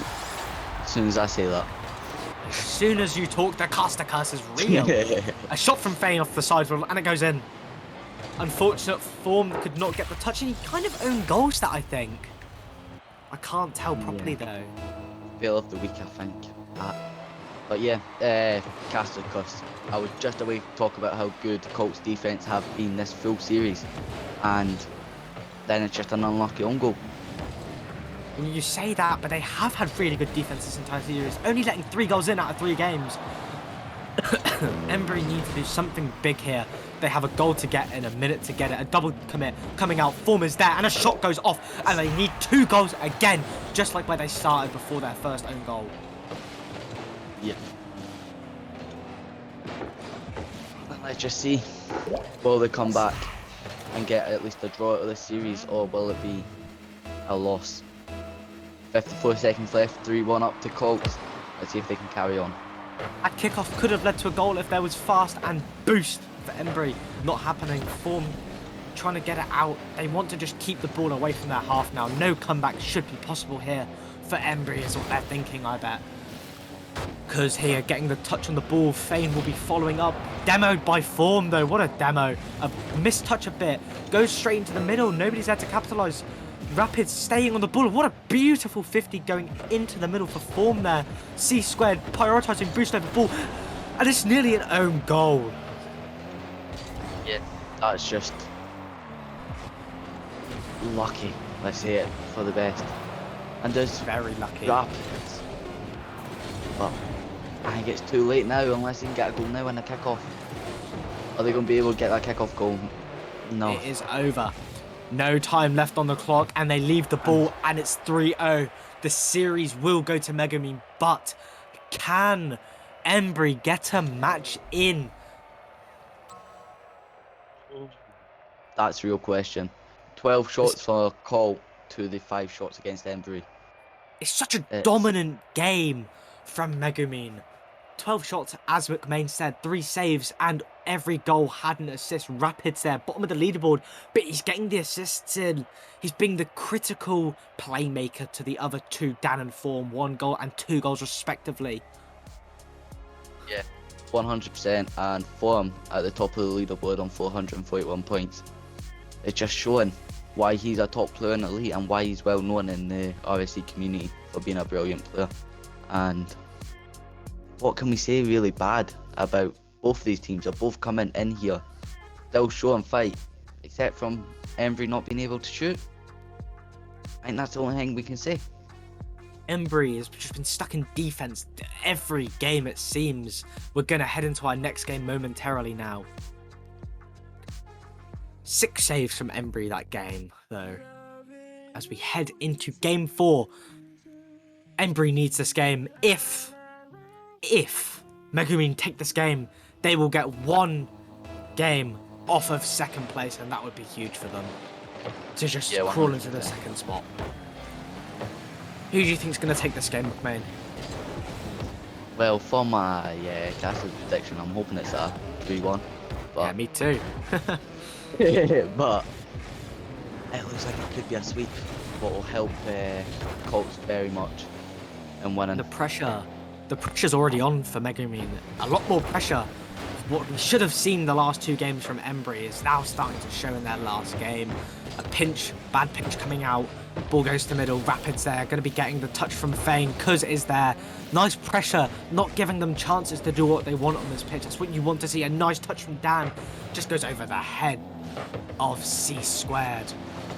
Yeah, they're coming out now and they're putting the pressure on them, not giving them any room.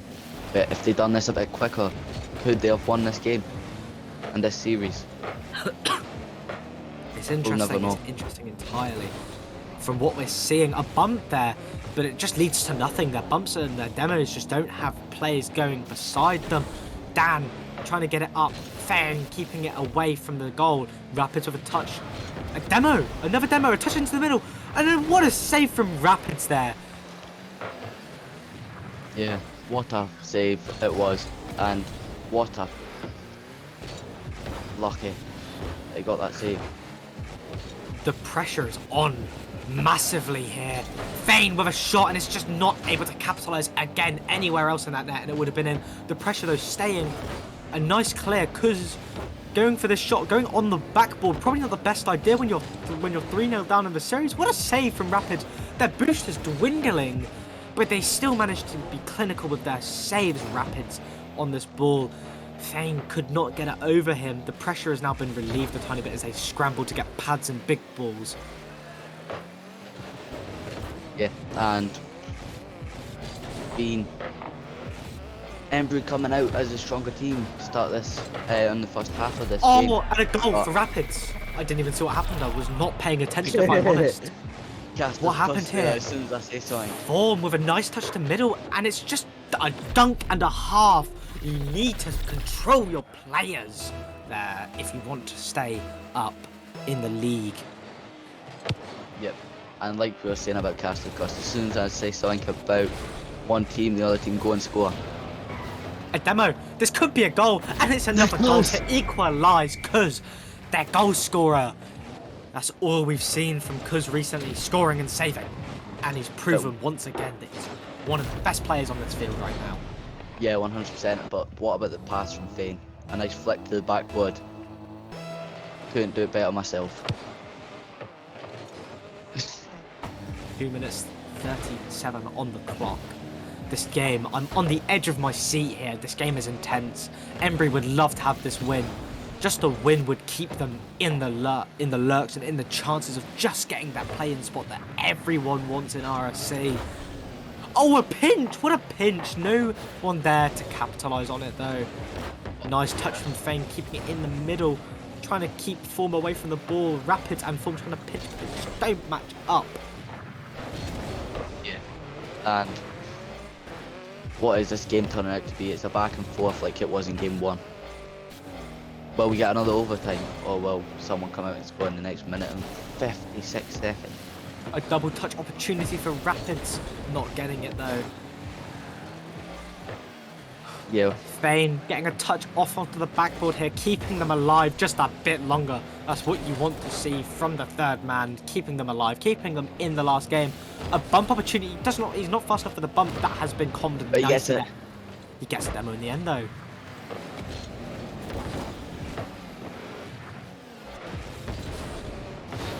Just very unlucky from. A demo. And there's another Nobody's in the middle. Nobody's in the middle. Oh, C squared does not have the boost. Trying to play low, but he does not get it. Oh my word. Fane with a demo. Could that be a goal? It's a goal for Kuz again. He is keeping them alive, keeping their chances of play-ins with them. The carry of the team. And what a pass and a demo from Fane to get that goal. That's put them 2-1 up. Can they keep the lead here, or will it? Will No. Colts be able to come back and get another goal back?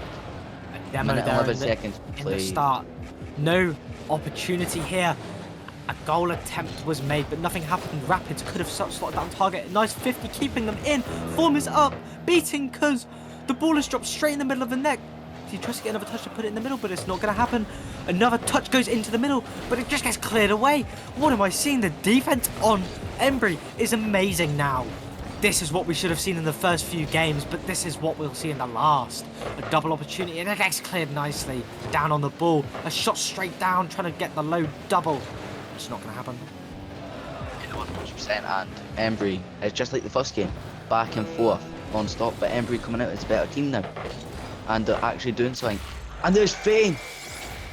Scoring another goal. It's 3-1 up, 26 seconds left. Such a dominant game. This is what we wanted to see in the first game, and the second game, and the third game, but it just didn't happen. Why now? Why now, Embry? Why do you have to show up when it least matters? Yeah, Any just a game bit matters too late. in my eyes, Just a- though. Yeah, every game matters in RSC, and that's the best bit about it, is they'll be happy. I know they won't be happy getting one game out of this, but because they deserve more. I thought they would get at least 2 after the first game, but they have came out and shown one game is enough, and they will show. 3-1. A very exciting scoreline. 3-1 in the game. 3-1 in this series to Mega Mean Colt. Good games all around for the two teams. Such a dominant last game. I do not understand why this could not have happened sooner. Yeah, and like we said, 3-1, we got our predictions right. We And did. Brownie points to us, I guess. yeah, but Cuz getting 2 goals, 1 assist. Yeah, 2 goals, 1 assist, 5 shots. That's just tell you how good of a player he is. Like, in that game, it was such a hard game for them, and they've still got a game out of it. So, and that's They going to be big. controlled the field. This last game, the field domination, 46% in Mega Me's favour to 54%. It was absolutely dominant. Such an interesting game though. 3-1 in your scoreline here. I got my prediction right, at least I'm happy with that. Yeah, and so did I. I'm happy with that as well. We get brownie points. Yes, we And- do indeed. Yeah, so it's been a brilliant stream, It and has. I've loved having you alongside me, Mux. I've loved having you alongside me too, McMahon. Mega Mean 3, Embry 1 in the best of 4 series here. Very interesting indeed. But we now move to Prospect in our next game. It's going to be interesting. Yeah, and it was just Colts all over, but ending it here. I will see you on my next cast. Sadly, I will not be joining you, Mux. I On will the see next you with stream. merits in the next cast. Terra versus Tartarus will be an interesting game. I'll be there. I'll be casting. Alright. Right, well, lovely having you alongside me, and Thanks for well having done me. on your first cast, but I will See you all later. I better go warm up. See you later. It's all about humanity. About humanity.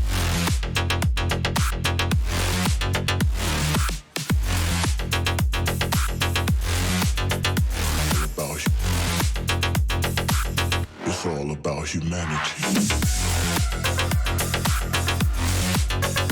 About humanity.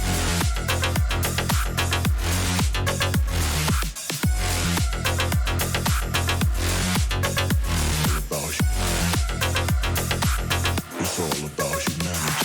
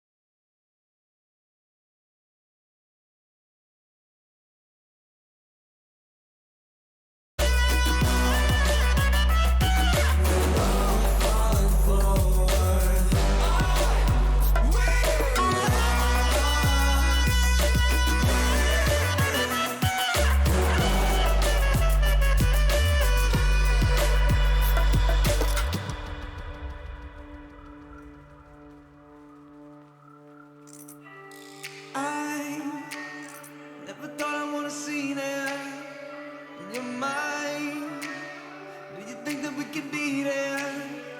And I see it, and I feel it, but you need it, you can see it.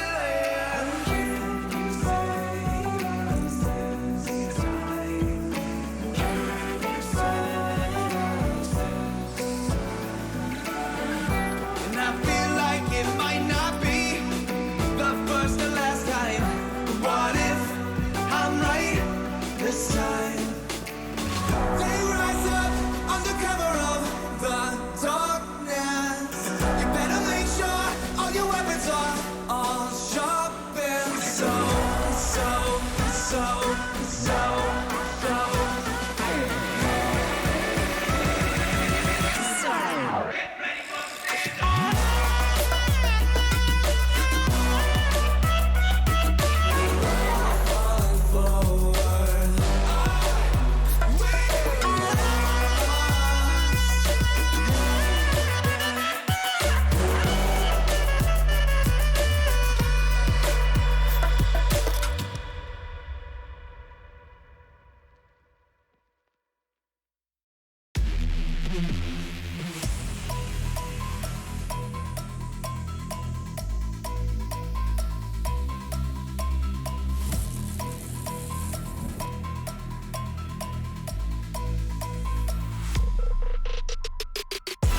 How heavy is that? It's light work with the bass on the track, on my face to the back like I'm taking a slap. I need a drink, but it's straight from the tap. And I'm hating the slack, couple man stand around like they hate in the gaff. Please stop talking that trash, cause the vibes in the front all the way to the back.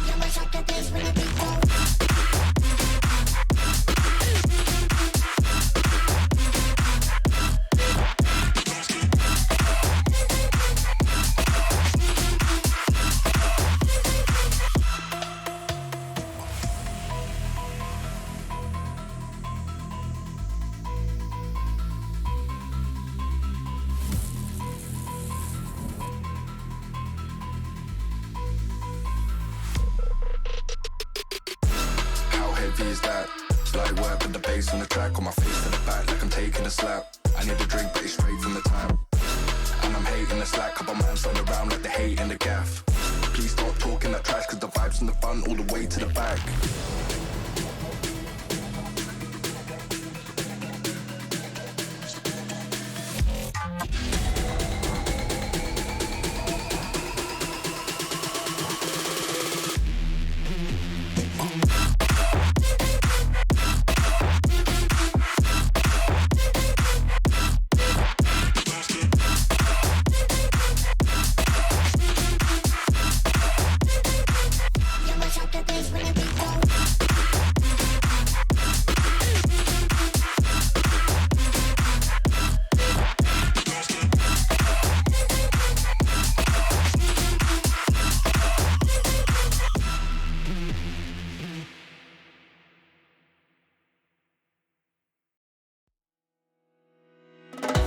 I'm running through this town like I don't care. I'm hoping you will answer all my prayers. I will try my best and I will breathe again. Cause I'll give you everything. All of my love, all of my love. I give you all of my love, baby. All of my love, baby. All of my love, all of my love. I give you all of my love, baby. All of my love, baby.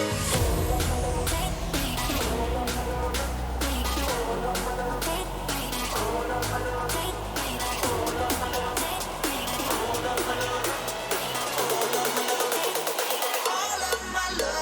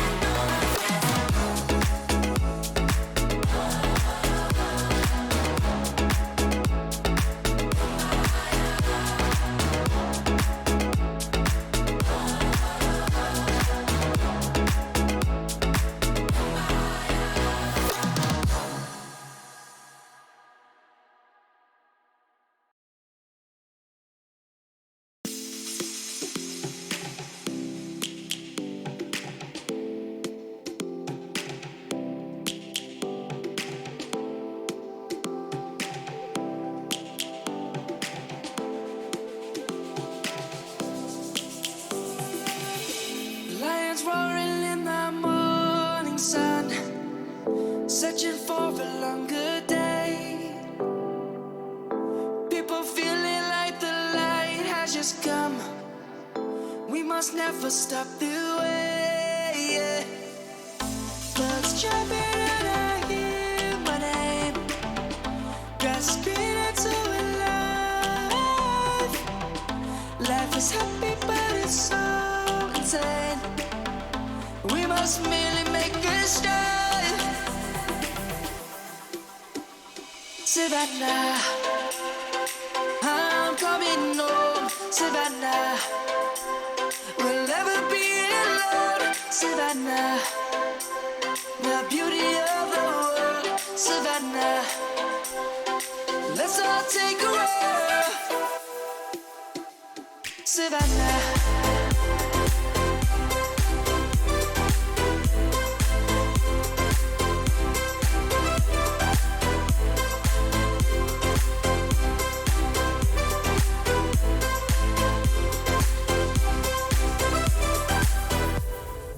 Light is gonna come. The birds have just begun. We will always take a stand for the people, for the land. Let's go back to when we were young. For the animals we stand. Let's go back to when trees were swung. Kids across the land. Savannah, I'm coming home. Savannah, we'll never be alone. Savannah, the beauty of the world. Savannah, let's all take a roll. Savannah, I'm coming home. Savannah, we'll never be alone. Savannah, the beauty of the world. Savannah, let's all take a roll.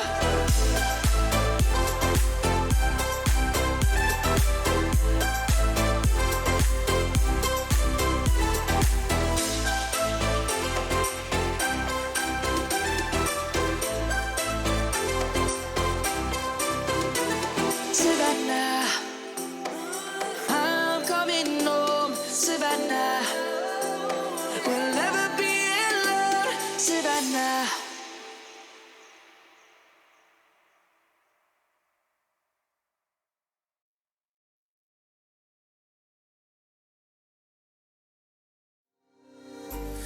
Feels like the best days in life are over. No light in your sky, your world has been dark. Stripped of your love, you've never been colder. You're losing sight of who you are. But there's still hope waiting on the horizon. You haven't lost yourself, lost yourself. Go spark the fire inside you. You haven't lost yourself, lost yourself.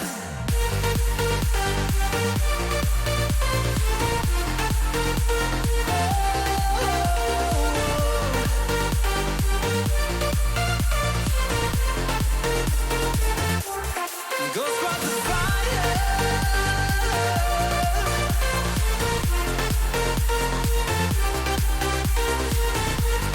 Stripped of your love, you haven't lost yourself, lost yourself. No.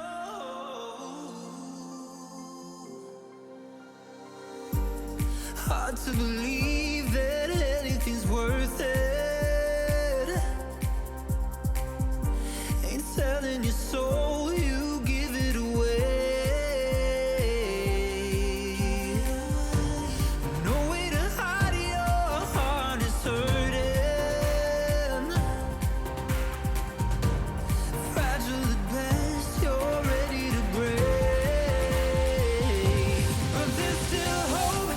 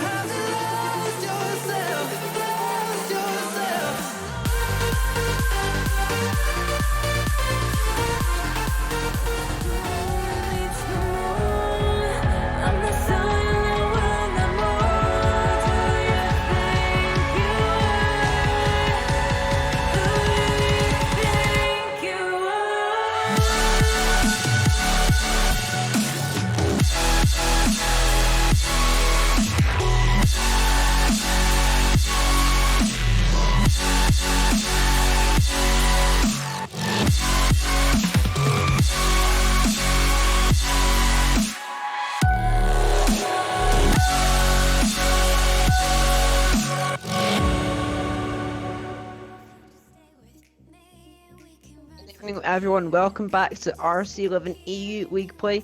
Back again in Week 8 for the final time this week. And joining me once again, same face you've seen last series, it is Mux.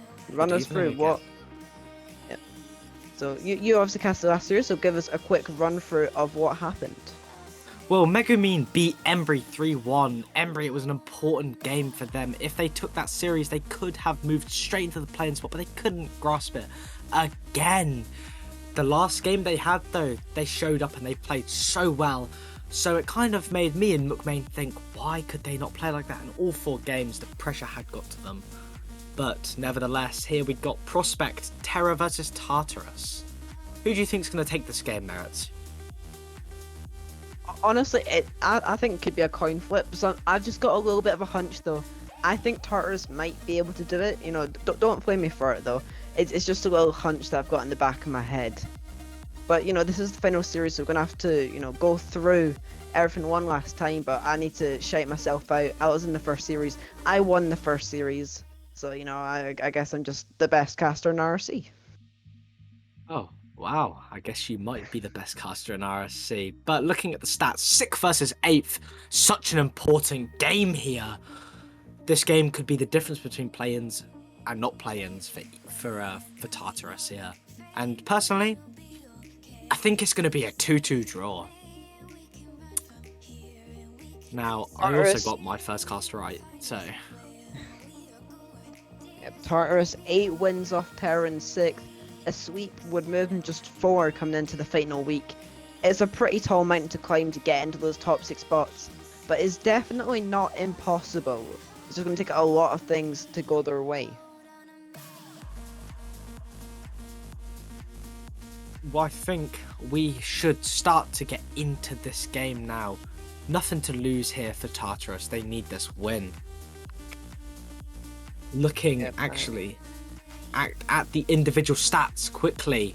Torga, their main player it seems, 39 goals, 51 games. Definitely their main player, their carry, you could say. And for the side of Terra, you've got Yannick, who's played the most, but Superior, who's got the 1 goal per game average, and nearly 2 saves per game. It's incredible. He's been a presence up and down the field for Terra so far this season.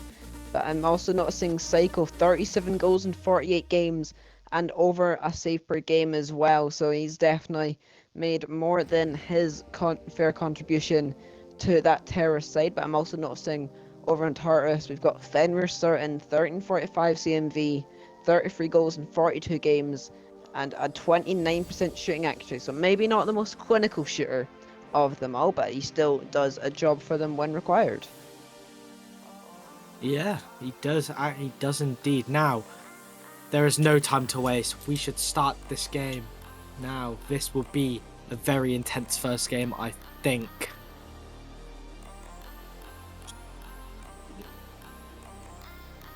The players joining up, ready to get game number 1 kicked off in the final series tonight. Terra taking on Tartarus, the second Prospect series of the evening, and it's underway now. The kickoff will go the way of Tartarus. Fenrir going to try and follow up his own hit, but he's not be able to make anything meaningful out of it. Yannick big quick gets it past Toga, going to put the shot on net himself, but Strike barely has time to get that one away. Psycho going to put another one on net. Fenrir will claim the points for that save, and some early pressure from Terra is not going to let up. Yannick going to try and force it through. Strike making his 2nd save already. And I believe it's already 3 shots on net for Terra in the first 30 seconds. 3 shots on net, nothing has transcended for them yet. The pressure is really on for Tartarus to maybe try and get out their side. Yannick is lurking in their half. The pressure flips right back with Superior going for a shot, sends it straight wide. Sicko there with a 50 against Torga. Torga passing it right back to him. A shot on net again. The pressure in the first minute is incredible. Potentially a double not happening. Yannick to the middle for Sicko. Nobody's there, so Strike will clear it. Torga and Strike are your main 2 up front at the moment. The ball gets cleared once again. This is such an intense game already. Fenrir going for the clear, gets the clear. First minute gone, and Tartarus now starting to get some pressure of their own. Yannick forced to make the save. Strike bumps a little bit. Gonna set them back even further. Fenrir gonna want to take it away to the corner. Superior Stormer passes it off to Yannick. But Toga gonna intercept anything from happening in that front. But Psycho beats out Toga. But Strike will be the one to get away and does his job well. And it's going to be Tara trying to rebuild their attack again. Yannick takes the skies, loses the ball a little bit, so it's going to be back in the blue half. It's going to be Strike to lead it. Toga going to take it to the corner. Superior Stormer should have an easy enough time getting that one away, and does just as well. 2 minutes gone in this one, still no goals, Max. Well, coming into this here, it's in the half of the side of Terra. A shot on target finally for Tartarus. They only have 2 against Terra's 4. This game is back and forth, a clear coming out from Yannick. Strike getting the touch into the corner here. They are trying their best to just see if they can get their starting goal here. I can't believe that there's still no goal for such a heavy amount of shots. A shot going on, and it's in with a whiff from Strike. Merits. He just sort of spectated and let it pass him by. He used all of his boost getting in that position, and he just completely forgot about the ball seemingly. Just wanted to use all his boost up, and it made him so awkward that even at such a, bad shot there from, I believe, Yannick, it was just enough to go in. And now it's Terra with the lead. Still deserved, no less though, don't get that twisted. They have deserved this lead, they've had the bulk of the pressure, and now they're coming back down again. Strike this time making the save, but the clear wasn't good enough. Seiko going on to the crossbar. Yannick can't rebound it. It's going to find Robbo though. He's going to put it to the backboard once again. Fenrir going to get the clear, but Robbo puts it back into the middle. No follow up from Terra until Yannick going to intercept that clearance. Superior Stormer's there. He hits the crossbar. And you really think it should be about 2 or maybe even 3-0 for Terra by this point, but Tartar is still hanging on, trying to create a bit of pressure for themselves. It's incredible, 1-0, but I think it should be at least 3 now. They had all the chances in the world to make that play happen, and they could not. They let it slip from their grasp, but now it's showing as the pressure has flipped. Sicko getting a pinch of some sorts of strike, sending it clear. Yannick missing the 100 reach for his teammate, sending it to the middle again. Will somebody go up for this? They are taking their time, and it's good. A touch from Sicko into the middle. Superior could be there to land a shot, but it's a nice clear from Torga. Yannick will stay on this corner, and it goes straight into the middle for Tartarus. His offense. Strike getting the touch again into the middle, and a shot. What a shot from Fenfair. A nice easy touch into the bottom right corner. It's against the run of play, but all it takes in prospects, as we've seen so far, is just one single opportunity can flip a game on its head. And now Terra maybe feeling a little bit hard done by that, don't have a further extended lead. In fact, it could be a lead for Tartarus, but Strike, the shot just isn't there, and Yannick will have a fairly easy time getting that one away. And now Terra back on the offensive. Yannick some folks on taking the boost, going to go for a demo, finds it on Toga, and Strike forced to come out of his little hidey hole in his own net, cleared that one away, but still Terra with all the pressure. Psycho can't capitalise on it though. Yannick going to be the one to rebuild it. 56 boost, going to play it over to the middle, but no one is there to receive it, and it's Tartarus back down the other end. Into the last minute, Terra trying to find the goal that put them back into the lead. As infield pass, Superior Stormer puts it on net. Fenrir gets it through. Yannick rebound too high, and double commit from Terra. No goal there though on Psycho. Not the greatest of hits. Fenrir going to want to chase it. Gets it past Yannick. Is anyone there? Toga's there. The shot is good. It's just too high.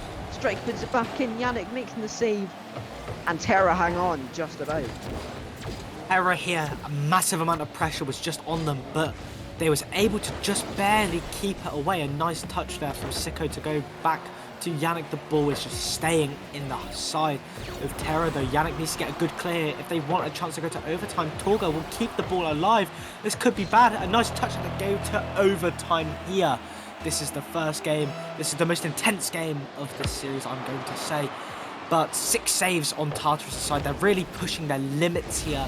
Both sides really want this win, and it's so obvious to us. I think any team would want a win in this type of scenario, but this game has been so intense. Action right versus side, that could be in the end. Very early on in the overtime, but Superior Stormer couldn't make that chance count. Could be Tartarus down the other end. Yannick Not getting the greatest of hits, but it does find its way back to Superior Stormer. It's going to send it through the air, but Fenrir intercepts it. Touch does get away from him a little bit, but allows his team to keep the pressure on. Yannick, no boost. Gets it past one. Strike is there to intercept it though. Terra now turning it into a counter-attack. Yannick puts it on the backboard. No one is quite there to follow it up, and it's just going to float on the middle again. Fenrir going to try and go by himself. Still has control of the ball. He gets the hit, and no one is there to save it from Terra. Two members of the team in net, but no one can predict that hit. And it's Tartarus to take game 1. Tartarus, they're showing their worth here. 8th place, but you just wouldn't think that right now. They're playing so well. Fenrir with a beautiful touch that nobody, all three of them in the net, nobody could save it. It's very unfortunate for the side of Terra to go down so far into overtime here. But it seems to be Yannick who is on their carry right now. 1 goal and 3 saves to his name. Yep, and over on the state of Tartarus, it was Fenrir Certain picking up the MVP award. 614 points, 2 goals, that's both of their team's goals, 3 saves and 3 shots. So he's done quite a lot on both ends of the team, really picking his team up and getting them to that victory. But you've got to think, Terra, they had so many chances early on, but they actually got outshot 8 shots to 8 actually even in terms of the shots, but Terra had so much early pressure they just couldn't capitalize on. Yeah, as you said, Terra, they pumped shots out in that middle. They had, 2-3 shots in a row where it was either the crossbar or the post, or they saved it and it should have been a goal, which was unfortunate for them. They could have been a completely different match if they got that goal. And now we're going to head into game 2 of this best of 4 series. On to Forbidden Temple. Will Terra strike back, or will Tartarus continue their winning streak in this series? We're about to find out. The kickoff has been made. Toga going to want to get possession. Gets it past Superior Stormer and gets the boost, trying to fake out Psycho. Unable to strike, going to pop up for himself, but double commit from Tartarus. No one hitting the ball there, and this could open up a little bit of pressure for Terra, but Yannick can't capitalize. Toga gets through another 50 to send it over to Strike, but it's going to be Psycho the one connecting with the ball. Fenrir just going to be no nonsense in terms of get that one away. Strike going to pop it up, but no one is there to follow it up. This could be the start of a chance here though. Toga can't force his way through.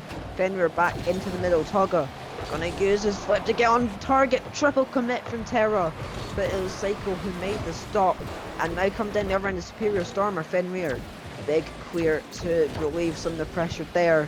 It's a very shaky start for both teams. A very shaky start indeed here. A bump coming out. Fenrir on the ball, slotting it down. Toga not going to go to commit, playing it safe. Oh, a nice pinch there, going straight into the corner for Sicko to get there first. Sicko going to get a little bit of a bad touch here as it goes straight to middle. Fenrir getting a nice touch, and a team bump there from what I've just seen. A nice clear from Superior onto the sidewall. Fenrir getting a nice touch. The pressure. And it's an own goal. Sicko. Wrong net, wrong time. Yep, it's not the first time we've seen an own goal tonight. We saw some in the Parasite versus Cardinals series, and this one arguably slightly worse. Psycho even had the intent to clear it, but he just misguided the ball straight into his own net, and Tartarus, maybe against the run of play, could argue, now have the lead, and Terra will have to chase this game once again. It's going to be Fenrir chasing the ball down the blue hash, going to try and put it back into the middle. Superior Stormer will get away with intent. Toga's going to try and force it forward, not really taking anything to slow it down, just playing it forwards and hoping for the best. Toga, good shot on net, but it will be just wide of the target, and Superior Stormer is going to pinch it away, making life awkward for Tartarus to restart an attack. Superior Stormer puts it inward. Psycho, no, not really a very good shot there, and Fenrir Certain will make the save. Still them on the offensive, but Superior Storm will be the one getting it away. Strike getting his first save of the game. It's going to be Toga coming down the other end, but it's going to be Terra hanging on for now. Terra is hanging on for dear life here. They need this game if they want any confidence going into game 3. A touch from Yannick, sending it into the middle. Yannick, this game, we've seen some misses, some whiffs. It's quite unfortunate as he was the one that put them in the forefront of last game. A whiff from Sicko leaves Yannick alone. Yannick turning his back. Fenrir on the ball. Nice touch from Yannick to keep them away. Striker's always there. The pressure of bump play nearly. Fenrir will now be there to take the shot, and it is not wide. It is 2-0, and it was a pass from Torga. Yep, 4th goal of the series for Fenrir certain. All 4 for Tartarus, and now they're 2-0 up in game 2. 2 minutes 19 remain. It was the pass from Toga that unleashed Fenrir with the open net to slot it home to increase Tartarus' advantage to 2. They're coming straight down the blend. Again, Toga takes up the ball, trying to put it inward. Psycho will have none of it. Strike going to be the one to put back into the middle. Superior Stormer, good 50. And Fenrir still going to put his own net. And it will be Superior Stormer's 51st goal for Terra this season. And it came off a very good 50. It was a very good 50. Superior with a nice touch, and Fenrir almost getting a beautiful save there. It was so close, but it was just in his own net. Coming into the next kickoff, they have 2 minutes on the clock. Terra need to get this next goal if they would like to stay in grasps of a win today. Sicko will be in the corner along with Torga. Torga gets damaged. Strike will be right there to capitalise on a awkward Superior, and a shot from Fenrir, almost making up for his mistake. A shot, a save. Torga again. It was in the middle, but nobody was there, and mistouch from Strike, and it ruins the play. The ball gets reset back. Fenrir up. Fenrir going into the air, getting a nice touch. Straight past Superior, taking the 100-ish. Torga going up to try and get the ball in the middle, and the ball gets cleared out. A touch from Yannick there. No reason why he should have got that touch, but he got that touch, and it has now reset the ball again to the middle play. Nobody's going to be there. Yannick's thinking it'd be better to wait, which it was. Sicko there on a 50, gets a good 50. This game is so anyone's to play for. This is incredible what I'm seeing. And a minute 5 for Terra to find the goal. But it truly has been all Tartarus. There's been several triple commits from Terra, but no goal to be found for Tartarus in this last minute or so. And Superior Stormer will be the one to take it. So he gets it past Toga. The last man is Strike. Psycho trying to back him up. Strike making his 3rd save, and a very important one indeed. He has no boost. Psycho going to take it back for him though. Yannick will take it forward. Infield Superior Stormer. That one's going to be a bit too high and wide, but he could put it back in the middle. Instead he's going to stop it dead. Trying to go for the flick. Fenrir certain is all over that one. Now the last 30 seconds. Terra need to build this up and quickly, but that's a very unpredictable bounce. Superior Stormer just gets it out and keeps Terra in this one potentially as it comes back down towards the orange end. Fenrir certain asserting himself onto that one, getting it away, but Yannick gonna try and reignite this attack.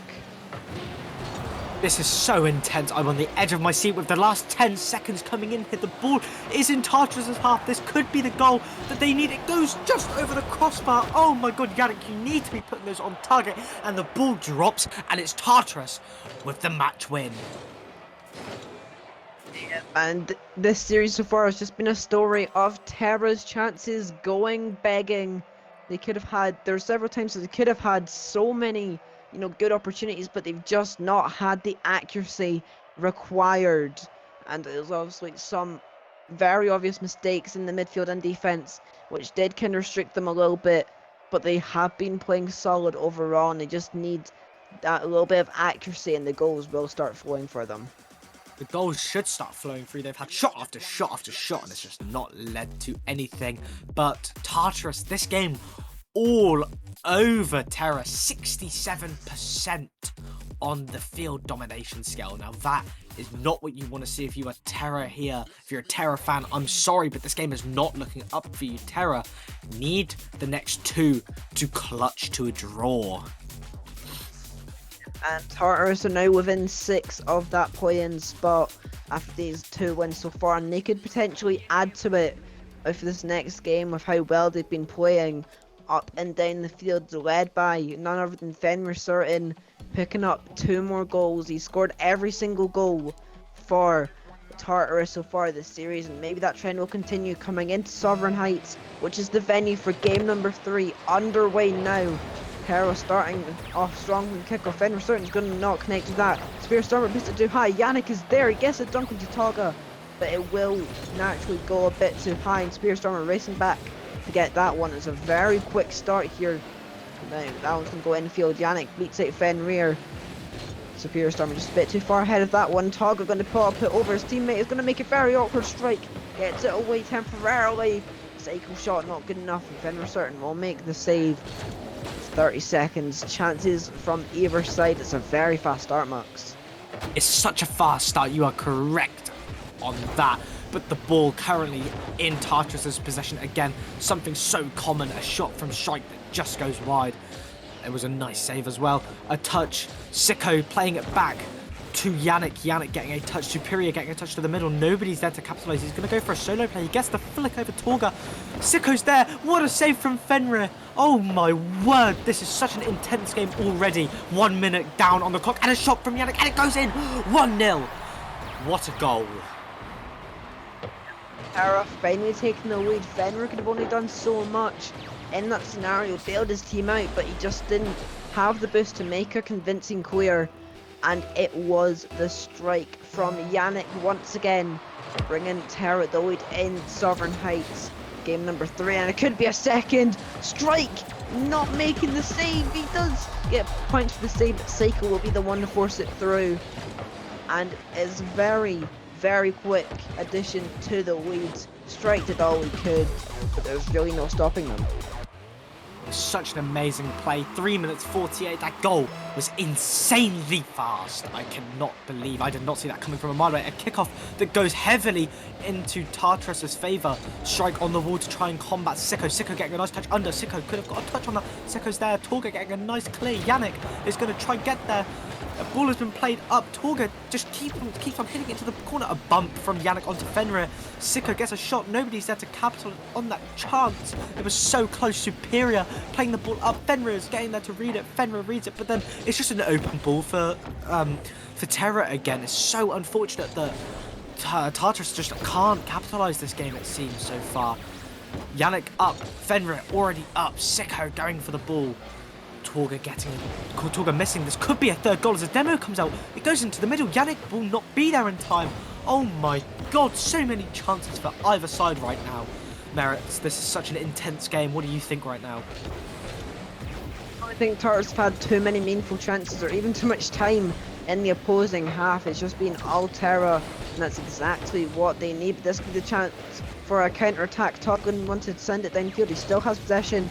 Gets the corner boost, going to be put on net. Superior Stormer gets it away, but Yannick's touch goes past him. Seiko will be one to clear it away. Strike, no connection on that hit there. Seiko puts it in the middle. Toggle will be the one to get away, and now Fenrir Certain the score of every goal for Tartarus. Wants to add more to his repertoire, tries to force it through. Superior Storm will make the save. Strike, gonna play it back into the blue half, but Seiko will get rid of it. Toggle puts it infield, no one is there. Fenrir too far back, and it's going to be more pressure for Terra. They're going to have to be forced to slow it down. Psycho puts it back in. Strike just going to boom it away. No boost to make a meaningful play out of that one. And it's going to be Tartarus of 2 minutes to try and find 2 goals, or maybe even 3 if they want to take the win in regular time. This game is already shaping up to be one of the best in this series here. The pressure, the moments in this game is intense. Torga getting the 50 into the corner here. Superior not being able to get a touch. It's in the middle. Nobody's there to capitalise. Somebody should be there. What is happening? Superior on the ball again. We've seen this a lot. A nice touch and a demo from Sicko. Probably not meaningful. A bump from Superior onto Strike means Yannick could be there for an easy touch straight to the middle. Is it just in there? Fenrir's there. Sicko's there again. And it's in for 3-0. 1 minute 22. And this is so looking like that. Like Tartarus cannot get the comeback here. It's taken a while, but Terra finally woken up. They've found Tartarus's vital flaw, and they've just exploited it time and time again. And still no effort has been made to rectify that flaw from Tartarus, and they've just been exploited all game for it. And they're 3-0 down for a minute and 15 seconds remain. It'll take a miracle to mount a comeback here, but they're certainly going to give it a try. It's going to be Terra's defense remaining strong for now. Toga has the shot, he gets it past Yannick, but is not going to be on target enough. Superior Stormer to the ceiling, Gonna try and go for some magic. Psycho will be the one to take it away into the backboard, but Fenrir gonna force it through. Yannick trying to find Superior Stormer. Redirect not able to be achieved. Saga taking it to the corner. 21 boost in the tank. Gets it in the middle. Strike is there. It is on net. Superior Stormer awkward. Superior Stormer making the stop. And I think that would have been the chance that they needed to score if they wanted to really have a chance at making this comeback. Because this would be a 4th strike, making the save. Psycho with the rebounds. Fenrir making the save. And now we're into the last 30 seconds. It is last chance saloon for Tartarus. Tartarus need a goal. They needed that goal a minute ago, but they just couldn't come to find it. Torga trying to get a flick. Yannick being there to read it. Fenrir getting a nice touch. Superior getting a touch off the backboard. And there's a miss. Oh my word. A miss flip from Strike. And that will be this game over. No goals will be able to amount to this game. 2-1 in this series now. It's so unfortunate. Could one more happen for Terra? No. The ball drops 2-1 to Terra. I think that win will unfortunately realistically remove Tartarus from playing contention, but you never know in the RSC. I think it's just a bit more of an educated guess from that performance from Terra. They've got themselves a win back in this series thanks to Superior Stormer making 4 saves but not grabbing a goal himself. Instead it was Psycho and Yannick on the front line. Psycho grabbing 2 goals for himself and Yannick grabbing 1 as well. And see Strike on YT, I believe, leaving the lobby. Maybe a car swap or a substitution, but you never know. Game 4, McMain could be seen coming into this. The 4th man that we haven't seen much of, their sub-player. He could be the reason why they might get a win today. They need a 3-1. But in my eyes, as well as Merritt's, I think Tartarus are out of the playoffs contention, play-ins even.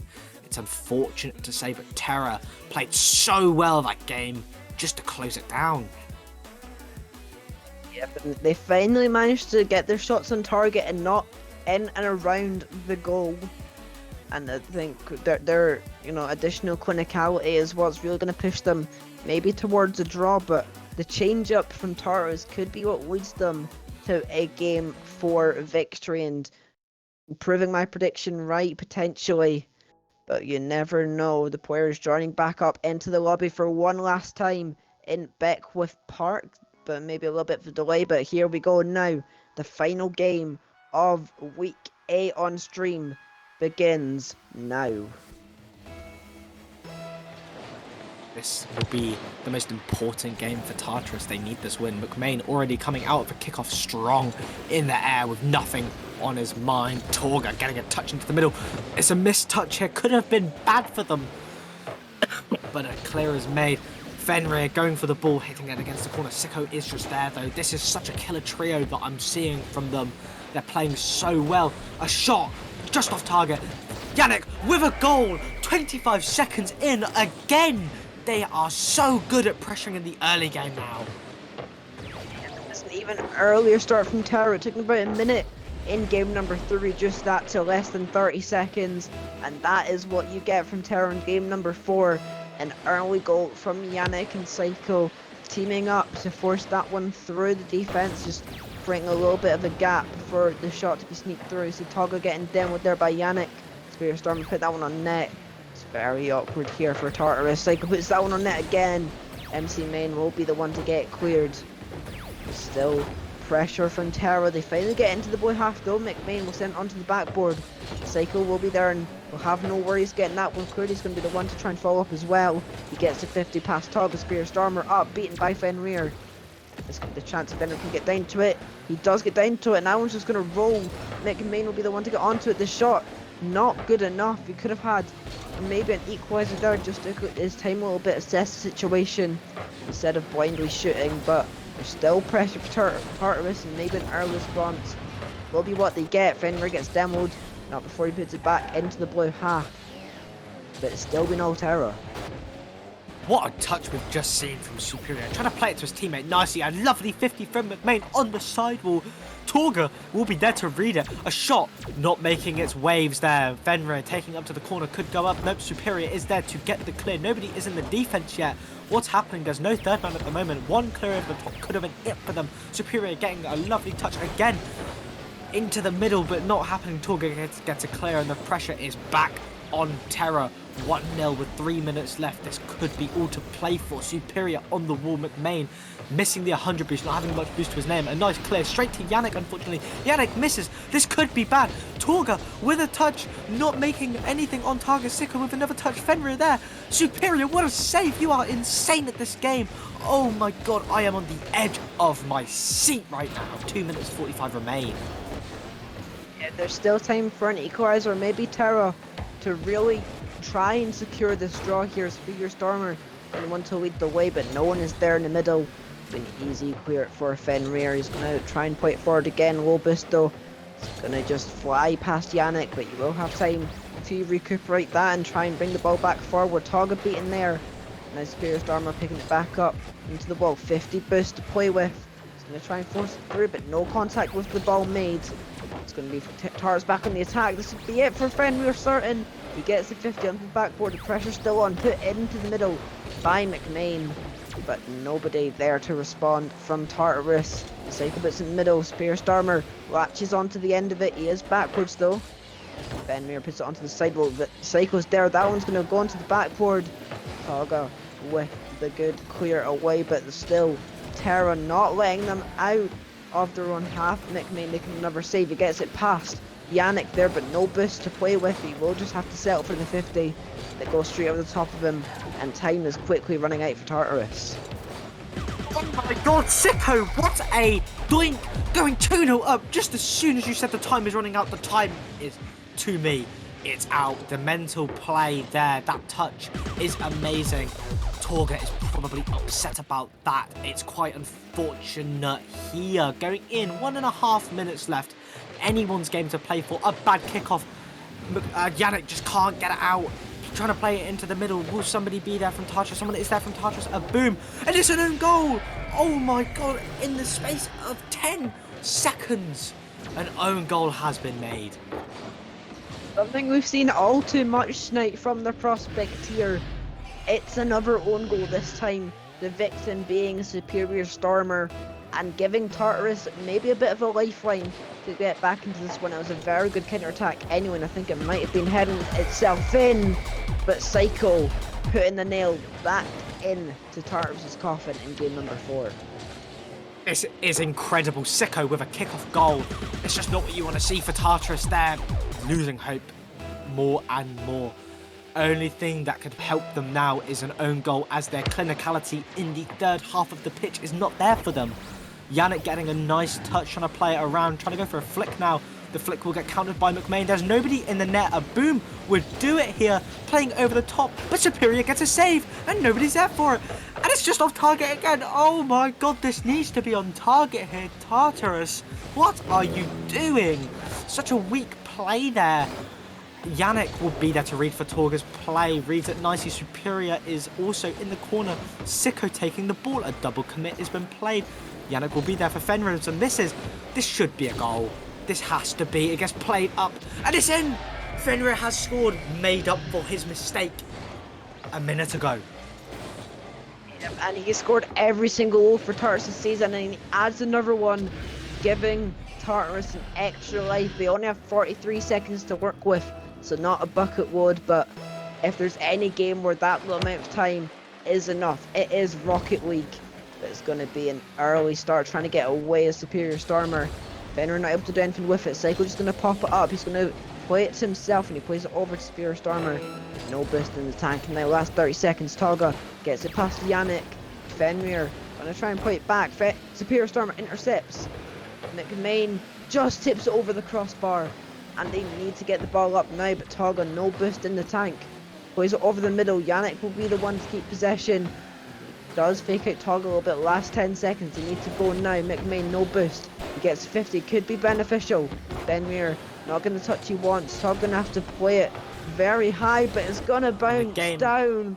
And Terra secure the draw.